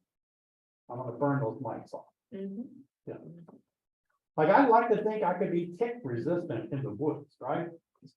And maybe humans could become tick resistant, but I don't want to be the guy that has to die so somebody else can be tick resistant. So there's a point where, do you vaccinate your children, or can we just raise children that will be able not to have to be vaccinated? Well, no one's going to say that. You need a tetanus shot, get a tetanus shot. You're going to step on a rusty nail and you're going to die. So there's a balance. Yes. Hi, David. I enjoy your YouTube videos. Thank you. I have a question. I mite washed my hives like 3 weeks ago, 4 weeks ago, and the 4 hives actually got zeros on all of them, which made me go back and rewatch all the videos on mite washes to make sure I did it right, but I did. So we're coming up here to like the deadline of when we need to be treating for mites for our bees to raise the bees of winter physiology, as you say. Yeah. And if I'm going to plan on doing mite washes again in another couple of weeks, if I still come up with zeros or really low numbers, should you still treat before winter just to be on the safe side? Oh, no, never. No. No? No, Have you set your bees into winter? Don't ever. Oh, absolutely. Don't ever treat. If you go to the doctor and you don't have strep throat, you're not going to get amoxicillin. Some of these Give me people- amoxicillin just in case, no, it doesn't work that way. So yeah, if your bees don't need treated, they just don't need treated. I know some of the treatments kind of treat for tracheal mites and some other stuff too. Yeah. but you still would say no. I would say never, no. Okay. No, it's much harder for the bees to be Right. treated unnecessarily, yeah. So on your watch, that's great news, by the way, excellent. I thought for sure it's something. more. And did you pull the sample from the brood nest I frame? did. Wow, On all 4 of them. yeah, that's great. Yeah, it was crazy. And you used alcohol wash? I did. Did you want to rinse more than once? I have not rinsed more than once. I did watch your video on that. So Yeah, I might okay. do that this next It may time. not make a difference. It doesn't always make a difference, you know, alcohol first kills the bees, so you can count those. Right, Throw them out and flush them with water 2 or 3 more times, see if you get any more. But technically, the test only requires that first alcohol drop in the calculation number. right. So I think you've got a fantastic hive. I would, how long have you had the hive? Well, I started off 3 years ago. And so I started with those 2 and they just. Okay, so yeah, I'm gonna sneak over there tonight. I'm gonna leave it there. See over to the queen. I'm gonna raise queen from your queen. That's the kind of queen that you really wanna raise other bees up. And they're so gentle. Oh, Yeah, gosh. I'm really happy. Or I'll be like that. Like the red hive, mine's the aggressive one. Oh, yeah, yeah, don't graft off for a very aggressive hive, there's no reason, we don't need that in the stock, you know, but yeah. It's hard to say why the scenario exists, it could be mite levels are low in your area. Or it could be that mite levels are being controlled by the hive itself, maybe they have a propensity to curtail them better somehow, ankle biting them or something, but. Yeah, or do you know how to raise queens? I have essential tremor. You mentioned the shaky hands. Mine are shaky to the nth degree, so I have not. Do you have anybody in your family that can be your hands for you? We need your stock. Somebody go over there and grab it. I'll help you with. Next spring, please. Next queen, we need queens from her hive and we need to just share them with a few people here and let them test run. I did treat them with Pretty OA good. with her, but that's it. Super new. Oh, sorry, go ahead. Oh, I was just saying, I treated them with OA vaporization in the wintertime, but that's the last treatment. Okay, yeah. So, For anybody that's super new, explain why you have to have steady hands for queen. Well, my method of queenberry is to actually take a Chinese grafting tool and take a frame that has a 3-day-old larvae that looks like the size of a comma on a printed page. It is so tiny that you have to take that and scoop it up out of the cell and then drop it over into a queen cup, a little cup that we buy, and drop them in there. So it's really kind of delicate work, it is, but you know, if you do it a while, it's just trying to find these things, they're kind of quick, but at first, it's a little tricky. Yeah. All right, you got other questions for me tonight, why you have me at your disposal? What advice would you say to a new beekeeper to build confidence? No, sir. He's like, looking at me. Yeah, well, What advice would you? that's a say to good question. beekeeper like your mom? Yep, I have a lot of Build beekeepers that will say, man, I kept bees the first year, I'm so horrible at it, I don't want to do it, I think I stink at it. And then you cry when you say that. Yeah, crying off. I remember when I first started beekeeping, I don't know, I had bees for a little while, and I remember when my first hive died, I felt so terrible. I was just like, I don't know why, it was weird that I felt that way, but you know, I was raised as a country boy, and you see animals die. I had to shoot my dogs that were sick or injured, all that stuff, you know, but that beehive dying, it really got me. It was like, wow, that's too bad. So, but you know, after that, you lose hundreds and it doesn't matter anymore. But I think the best thing is a confidence builder is to realize that while you have those bees, you're really helping them. They're in your care. I personally feel they're never going to be better cared for than when they're on your property under your watch. Because out in the woods, you know, they're just not, there's too many things out there that are out of their control that they can't manage, and you're helping them.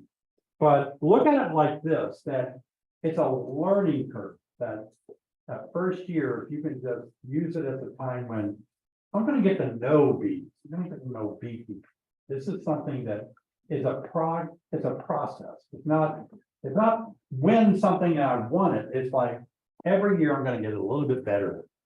And each year is gonna be information that makes me a better beekeeper next year. Even if I fail, I took good notes, and I think I might wanna look at my notes and say, why did I fail? What could be reasons I failed? I'm gonna change a few things next year and try not to fail. But again, it's perfectly fine to fail. Yes. because Nobody you're says- failing. You don't have to be the perfect beekeeper.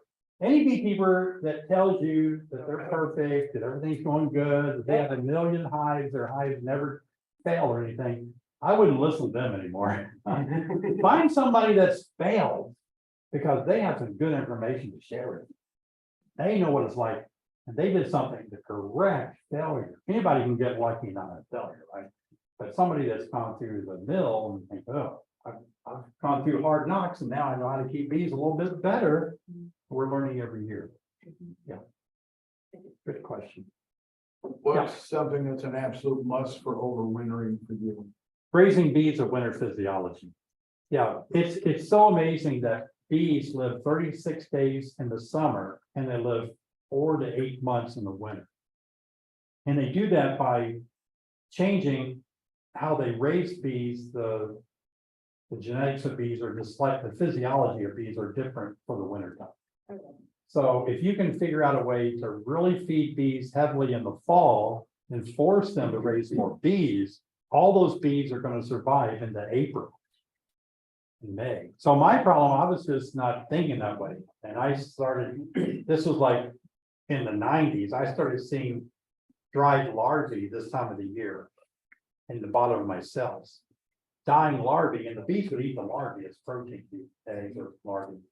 I was like, well, that doesn't help. Now, going into winter, like in October, I want to have 4 to 6 frames of capped over brood in October, my last inspection.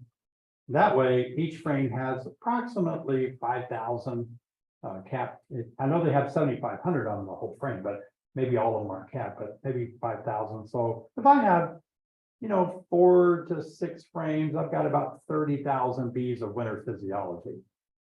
And that's going to be enough to keep my hives warm for the winter time. And then I feed them my winter bee kind all winter. That was just a remarkable discovery. If I can feed my bees all winter, then they keep raising bees of winter physiology. My hives are most populated in the wintertime. That's when they have the most bees in there, because in the summertime, bees are dying every 36 days. And so, the queen's laying 1,500 eggs a day, but 1,500 are dying a day. So you have a pretty rapid loss. But in the wintertime, if they raise bees in the winter like mine do, those bees are going to live months and months and months. So the hive gets so big. A lot of my colonies using that little camera that shows the bees inside, the glow colors, whatever it's called. Yeah, there you go. They don't even cluster. There's so many bees in there. They're so hot in the wintertime. They don't even cluster. Wow. Yeah, my bees won't cluster. But I have to keep feeding them heavily. They'll eat 4 to 5 pounds of feed every 3 or 4 days. They eat a lot. And if you stop feeding them, they'll die quicker. But I need a lot of bees coming out of winter. You guys don't need as many bees as I do. But I'm making nucleuses for people. I need to come out of winter and split one hive 5 or 6 times. So I need a lot of bees. But if you feed bees, bees are much better. I gave a talk in Nevada, the state conference out there. So I gave a talk about winter physiology, feeding bees, how important it was. Anytime you're not, how do I rephrase that? Anytime there's not honey supers on, you should be feeding your bees. Like anytime, spring, fall, feed your bees. So I gave a talk about it. There was a virologist in the audience that he was so excited about what I had to say, because he said, in my research, he said, I found that bees that are well fed, that have more fat bodies or storage of food, vitellogenesis, that they have less viruses.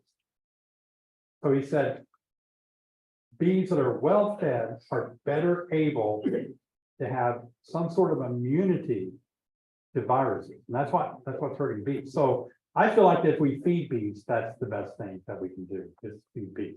Yeah, Should you take your honey super off to overwinter your bees? I do sometimes, I'll overwinter without any honey supers on, sometimes I like to leave one of them on.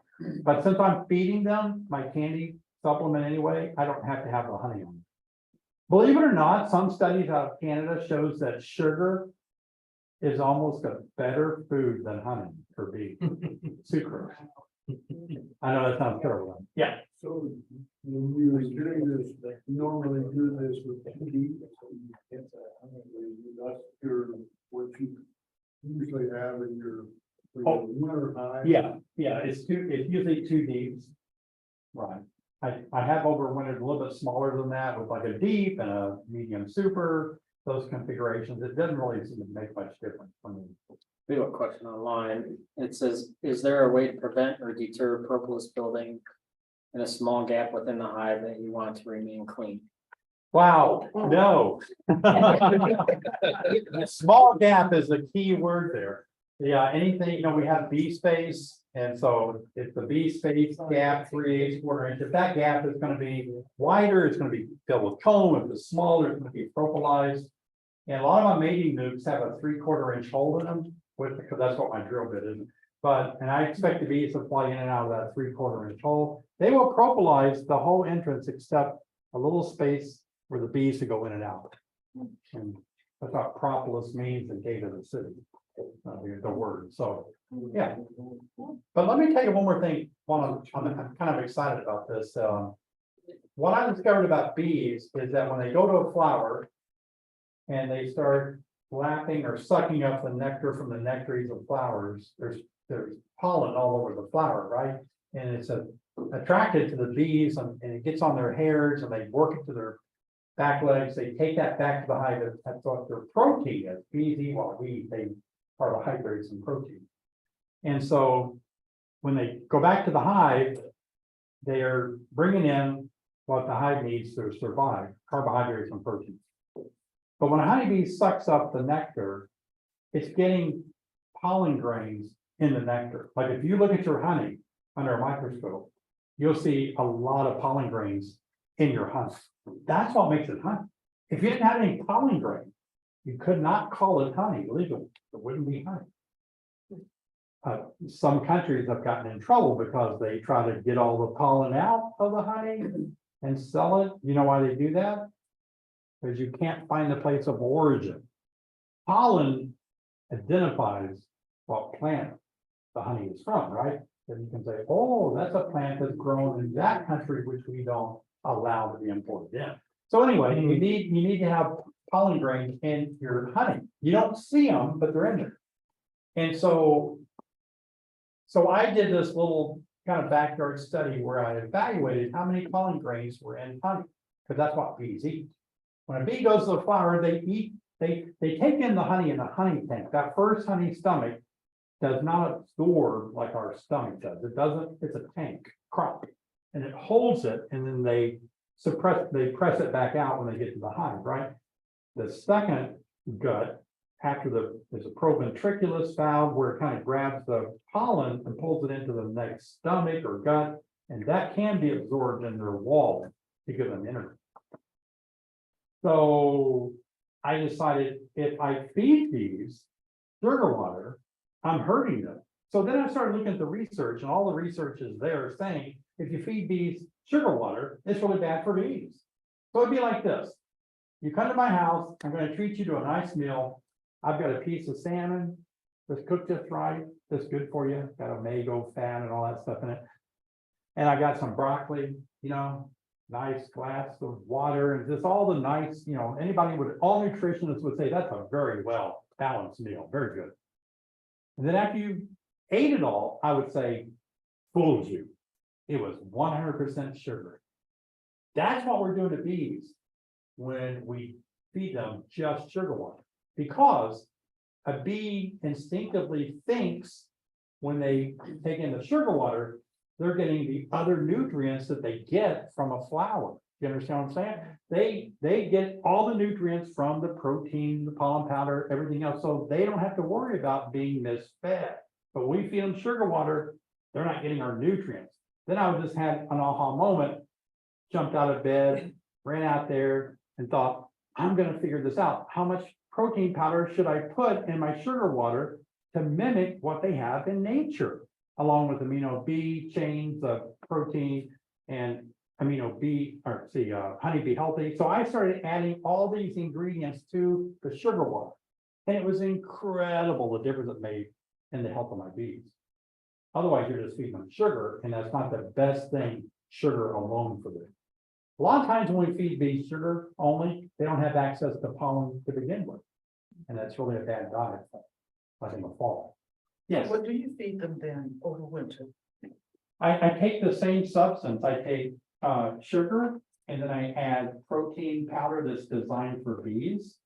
And then I add amino B booster, and I add honey bee healthy, which is like a lemongrass smell. And I mix 1 teaspoon of each of those per 1 quart of sugar water, 1-to-1 sugar water. And that's just enough to almost mimic what they're getting in nature.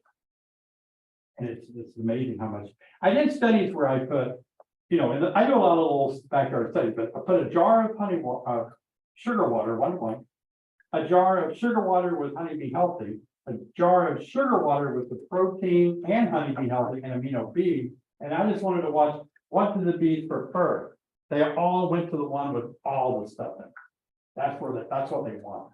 It's amazing. Yeah. And I was there when we first started doing the beekeeping stuff out of Parkland. But we were told that feeding the liquid over winter was a bad thing. Yeah, I don't feed the liquid over winter. I feed that up until 50 degrees Fahrenheit in the fall. Once the daytime temperature never gets over 50, that's when I make the candy bullets. And I put the same ingredient in a hard candy. Okay. Now, the hard candy, we balance it out where the moisture of the hive makes it palatable for the bees to consume it.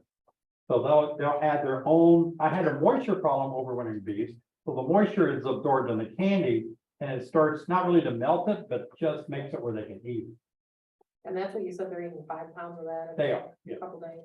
Yeah. Some hives are different. Some hives will eat, it'll take them a month to eat that. Other hives will eat it. Strong colonies will eat it in 2 or 3 days. But they're creating such. So you can't go on vacation Heat. in the winter? Yeah, you really, I know it's terrible in it, yeah.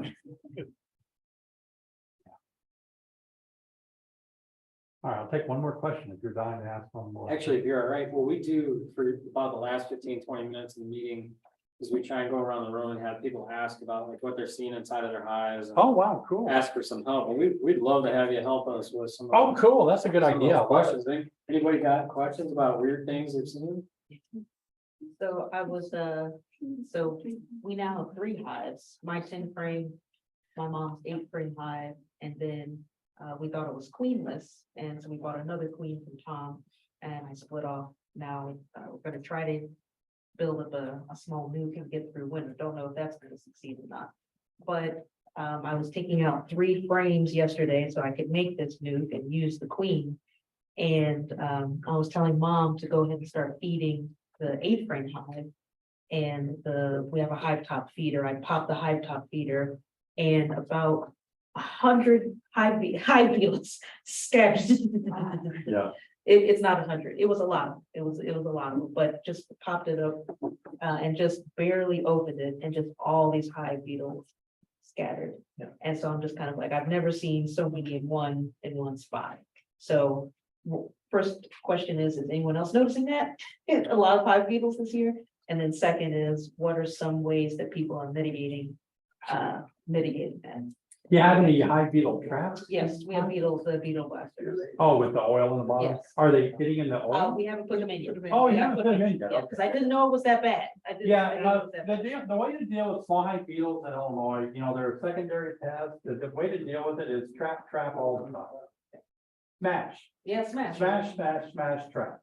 There's no other way. We have no other mechanism. There's a lot of Swiffer pat. There's a lot of ideas and a lot of different bottom board, straight edges, keep bees from, or mites going around corner, or small beetles from going around corners. But when it comes down to it, my experience is smash and track. is the That best is thing. because I live in a wooded area. Yeah. That's the reason why I get these small hive beetles a lot. And you know, it could be, but a lot of times a weaker colony, they go for weaker colonies. So I'm always suspicious that people say they have a lot of mice, or a lot of mite beetle, that maybe the hive is not as prolific, or maybe there's too many boxes on there. And the beetles might have room to go up someplace and nest or hang out where bees aren't policing that area. Yes. So anytime you see a lot of anything like wax moth or beetles, and you have too many boxes, too much space on there, you need to, make the hive smaller, consolidate it where bees are covering everything. Okay. But another thing is that top feeder concerns me. Something about the top feeder is giving them room to hide. And so is it like a plastic one? The wooden one.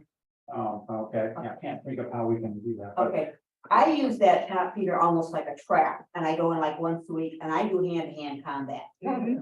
I've got needle nose pliers that if they're running along, I can just go along, otherwise if they're down in the comb, I can use those to go. So I almost use that top feeder almost like a trap, but then I go in and I do that hand-to-hand combat. Are they going for the sugar water or are they They're underneath? probably going. for They They're underneath. usually what I've seen, after when there's no sugar water, they're going up there to hide. Oh, yeah. And then they can dive down to get it, and Yeah. comes back up, so I almost use it as a trap, and I go after them. Now, if you have a beetle problem, then the more trapping you do, the better. Think of trapping like fishing. You can fish with one pole or you can fish with 10 poles. You're gonna catch more fish with 10 poles in the water. I've put as many as 15 traps in one deep box before. Okay. And I have a bee specialist in Arkansas, that works specifically with small hive beetle. And he told me, don't leave the trap in one spot. Wherever you open up and you see a lot of beetles, move the trap there. It's just like fishing. That's where they're gonna be, put the trap there. Don't wait for them to come to the trap. Move your traps around, it helps a lot too.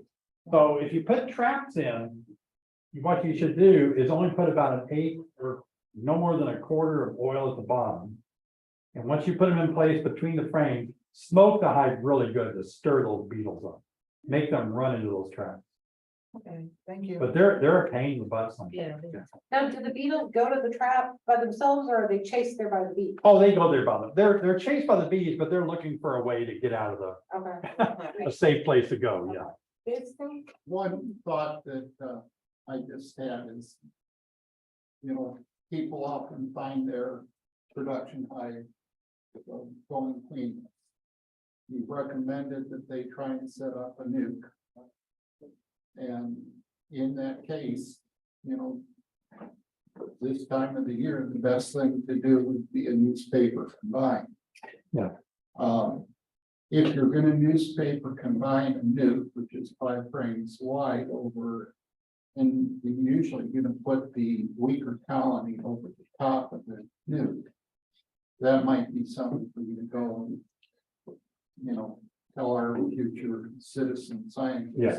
How to deal with that. Yeah, that's right. If you did have a 5-frame nucleus you were using for a bee lab, what I would do is just take another deep box. And just, go ahead and fill it up with, your 5 frames from your nucleus. Your other 5 frames are just gonna take up space. Just to be a safeguard in case you forget and leave them there, but, then you put a newspaper between the 2 boxes. If this hive under here is queenless, then your nucleus that has a queen can be on top. Cut a couple of slits in the newspaper. And then within a day, the bees are gonna kind of get used to each other, the pheromones, bee mandibular pheromones. And the 2 hives are gonna combine into 1 hive. So you can actually get your nucleus back in to a hive for winter. But another thing you mentioned I thought was good. It made me think that this time of the year you may lose a queen. And even though you may not want to combine, you may have trouble buying a queen this late.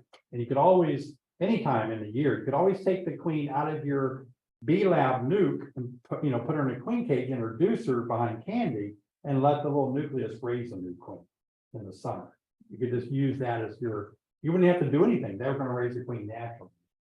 That's a good point. Are you keeping in the theme of other issues people are having with your bees? Want to talk about? I say from online, answering Val's question about anybody else.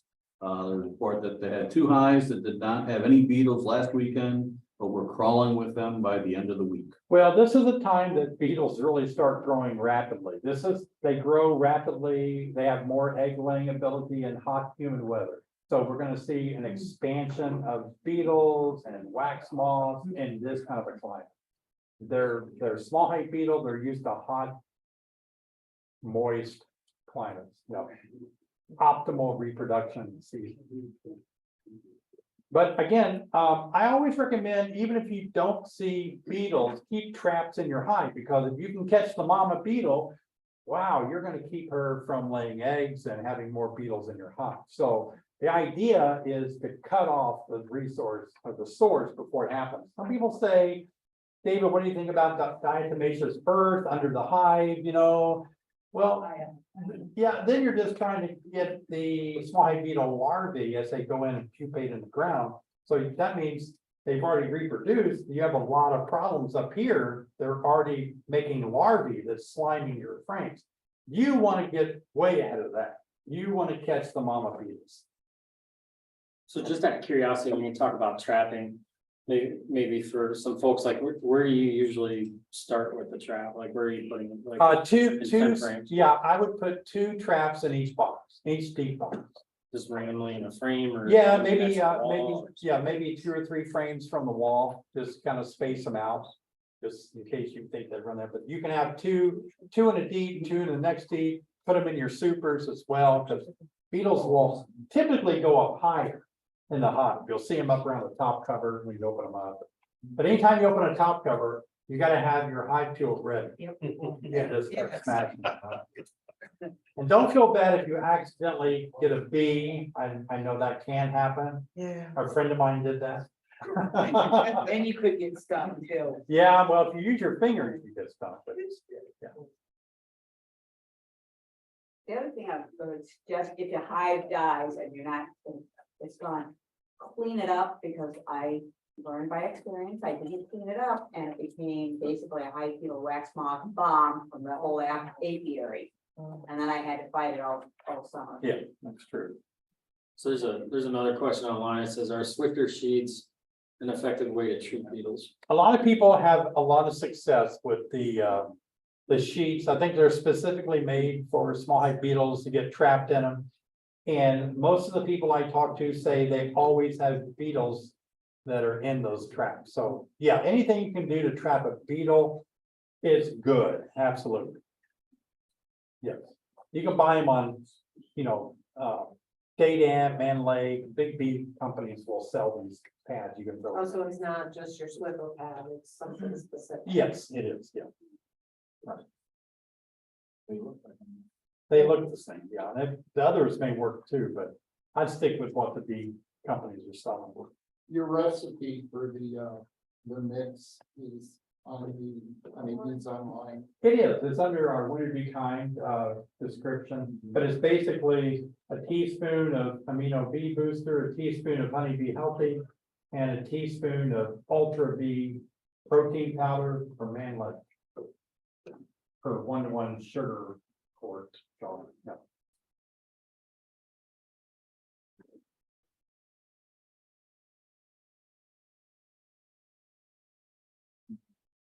I got a question for you. So when you said about goals, maybe for some people that are in there, I'd like to hear from you, maybe for some advice to people first year, second year, third year. What are some goals besides raising queens that maybe they should put on their checklist? Oh, okay. I think the first year, the motivation in the first year is to do the basics. Just try to learn how to do an inspection. How do I look for eggs, larvae, and capped over pupae? How do I get familiar with what it looks like? And do I have enough eggs? How many eggs should I be seeing? And is my queen have a good laying brood pattern? The very basics, I think, is essential. Do I have enough food on there? And in the second year beekeeper, then you may want to advance yourself to say, I'm going to count frames of eggs. I'm going to count frames of brood. I'm going to see do I have enough pollen stored in my frames? Do I have any pests and diseases? You know, I want to get familiar with what does European foul brood look like? What does American foul brood look like? Do I have American foul brood in my hive? You know, it's really easy to see and smell. Get in your second year, maybe, I mean, it's good to know it your first year, but you can only pile on so much, but second year, you want to move toward more of the, I'm going to dig deeper. I want to know more about every aspect of how my bees are doing. And then the third year, I think it's good to explore new things like make a split, raise queens, just expanding your knowledge out to actually put it into motion now. So I think it's tough. I've had a lot of new beginners start off their first year. Some of them will email me and say, David, I'm getting my package. And as soon as I get my new packet, which is 10,000 bees and 1 queen, I'm going to install them in 2 different hives. And I'm going to buy another queen, and immediately I have 2 hives. I'm like, oh no, you know, you're not going to like how that's going to go. It could go well, fingers crossed, but now you've only got 5,000 bees, right? And 5,000 bees. So the first year, you don't want to try a lot of experiments like that, because if you think about it, we shouldn't get into this math, but if you bought 10,000 bees, then you can use an equation. Right now, I think it's 238, but I think there's 238 bees dying every day on that. That's a mean death rate of that 10,000 bees. So if you just math that out, you won't have any new bees in a hive that you install as a package for 21 days after the queen is out, and that would be a very young queen. So the first 21 days, you're losing 200 a day, you know what I mean? So your hive gets very small. So if you divide 10,000 into 2 5,000s, and you've got that death rate going, there's a point where before you get that next generation, those hives are so small, they may not be able to care for the eggs that she's laying. That's the kind of things that I think a new beginner shouldn't really try to experiment with for those reasons. So I think just take it in steps.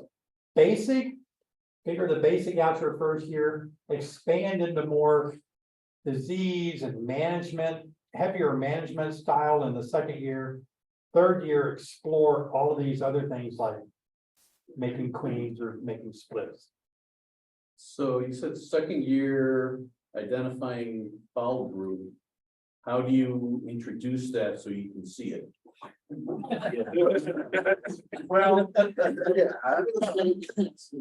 Well, the reason I say that is because you don't want to introduce it, but the first year beekeepers, you don't want them to become paranoid. You don't want them to think, oh my gosh, you know, they haven't completely capped over that brood yet, so I've got foul brood. They may smell goldenrod in the fall and think, oh my gosh, my hive smells really bad, it's foul brood. So I don't want a beekeeper to become hypochondriac their first year of beekeeping. And so, you know, if you have American foul brood as a new beginner, you'll know it because you'll smell it really bad. But just spend more time learning. How about like familiarize yourself. Don't go into past your second year without familiarizing yourself with those pests and diseases. That's what I mean. Look at pictures online. Yeah, get really used to what should I be seeing? You know, that second year. In regards to queen rearing, you don't necessarily have to do grafting. Sure. There's methods such as I think it's meldiscone, the notch method. You know, there's other ways. I mean, she tried the NICOT system, and that was a total fail for us, but. Oh, okay. Yeah. But most of them fail. It wasn't overwhelming success. Yeah, there are other ways that you can raise queens without having to do the graft. That's right. Yeah, and you can research that. Yeah, I tried most of those other methods too, and they do work. To me, they weren't as controllable for me. Yeah. I couldn't control it as well. That's when I do my own. They're not gonna be the volume No, that's not. queens that you. Right. Good point. Do you individually feed each of your hives or do you do any open feed? Oh, I do open feeding, but the thing about individually feeding a hive that I'm troubled with as a backyard scientist is that when you open feed, you're usually only feeding the strongest colonies that have the most foragers. Your weaker colonies that may not have a good foraging team may not even find your open feed. So I think on the weaker colonies, they demand a top feeder because they just don't have good foraging. They're not strong enough to compete. So a lot of times I have to think of it that way. Also, if I top feed all my hives at the same time, I don't have any robbing. There's no reason to go rob a bank if you're a multi-billionaire, you know, and you got all that honey sitting on, or all that sugar water on top of your hive. So it drastically reduces robbing if you feed each hive equally, yeah, from the top. So you mentioned earlier about the larva being dry. I guess what are some signs for people to look for inside their hives to say, gee, I need to feed right now? Yeah. Well, the biggest sign about whether you should feed right now is to take some sort of a pan and put 1-to-1 sugar water in it with some stones or sticks. And put it about 50 yards away from your hive. Don't put it near your hive. And see if any bees go to it. Because if bees go to it, then that's your bees telling you that they're starving, that they're going for that food. You never see bees going to sugar water during a heavy nectar flow. They don't go to hummingbird feeders in a heavy nectar flow. So that's one of the ways. And of course, you can look at the entrance. If the bees aren't really going in and out a lot at the entrance, then they don't have they're not going out if there's something out there. But you can still do an inspection of your hive. And if you see the larvae at the base of the cell that isn't swimming in a nice pool of royal jelly, kind of a milky substance, then they're underfed. Yeah, they're drying out.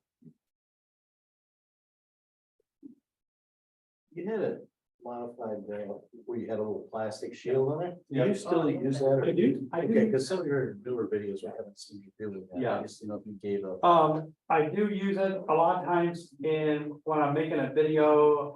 There's so much other stuff that I have to do making a video that I can get stung a lot more because I'm having to adjust cameras and Absolutely. and so it's just easier for me to suit up to make a video. But if I'm out there and I'm not filming, then I have more time just to focus. I don't have to hold this frame just right, keep the hive open. So if I'm just running by myself, then yeah, that hat and veil is wonderful. It's just with the readers. I know I've been struggling trying to see through my screen and stuff. Oh, yeah, yeah, sometimes. yeah. So I don't know if that really helped a lot. Oh, it's nice. It's incredible. Is it just clear or do you have? I bought one of those grinding masks from a farm store and I cut it up a couple of times and made two different, clear plates, and then I just siliconed it in there, yeah. It really worked great, yeah.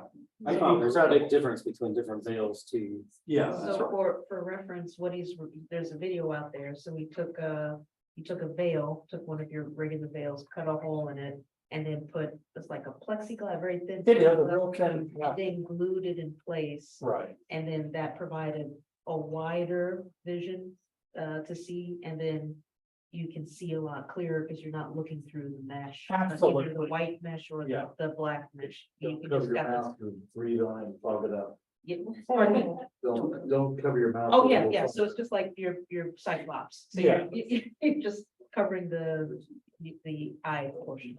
And your glasses too, Yeah, yeah. because you can fog them up like you can now. Yeah, but it does work really well. I love it a lot. Do you sell those? No, there is a company that makes some and I saw them at EES, they were telling me they were gonna sell their company, wanted me to buy their company. It's like, I don't need to buy their company, but no, I think they make it where you can clamp it on, which is a great idea. 2 pieces and you could cut the veil. I think you put one piece on and then cut it and snap on the other piece and screw them together. So you don't have to glue anything, so. I Yeah. have one. Somebody have one? Does it work well for you? I put it down too far. I should have put it up higher, so. Yeah. No, because I'm breathing on it. and- Oh, yeah, And you know, I blow on the frames to get the bees to move and. yeah, So. It wasn't worth it yeah. for me. When you blow on the frames to get the bees to move, how does that work? Does it work well for you? Yeah. Yeah. Yeah, but you don't, so this was my first year of beekeeping. Every day I was taking out frames and blowing on them, taking them out, blowing on them. So don't do that because then they remember you and then they sting you in the face. Well, I was kind of brought up under a lot of different beekeepers in the old days, and back then, everybody said, whatever you do, make sure that you never exhaust your breath on a frame. That was hammered into me. Everybody taught that back in the old days, and they said because bees are very good sniffers and smellers, and the minute you exhaust your breath, they know an animal is in the hive. And that's their first mechanism is a bear breathing on them. And they say, don't ever breathe on a frame, you know? And I've not really tried it to see how it works. I move bees with my finger, but I was teaching your guys years ago in a beehive, and he went to blow on it like that. Those bees got so upset with him that he took off running. It was just so bad for him. So those of you, some of you must have really sweet breath or. I do find that I just do a gentle. Just a blow. little- I do all the time. Wow. A little, just, Brush your teeth. and they just kind of like, it's kind of like migrate. Cindy, what kind of gum? I always chew mint gum when I'm in my hives. Wow. And my husband was getting stung more this year, and I had him chew gum the last couple inspections, and they liked him a lot better. I don't know. Is that peppermint gum? Yeah. That's funny. I think you should, I would challenge you to experiment with just taking your finger and moving bees. I've never been stung by just taking my hand and moving bees with my finger. Because they just think you're another bee or something, you know. But, I still, based on what I was taught, it would be hard for me to blow on bees. Because I know how bees react. Is it CO2 that we breathe out? I think they really be bad. The bees, but Yeah, they don't. it's working for you guys. I'm not gonna say it. You should stop. I do it all the time. Yeah. I didn't try to go. I think that's it. All right, guys.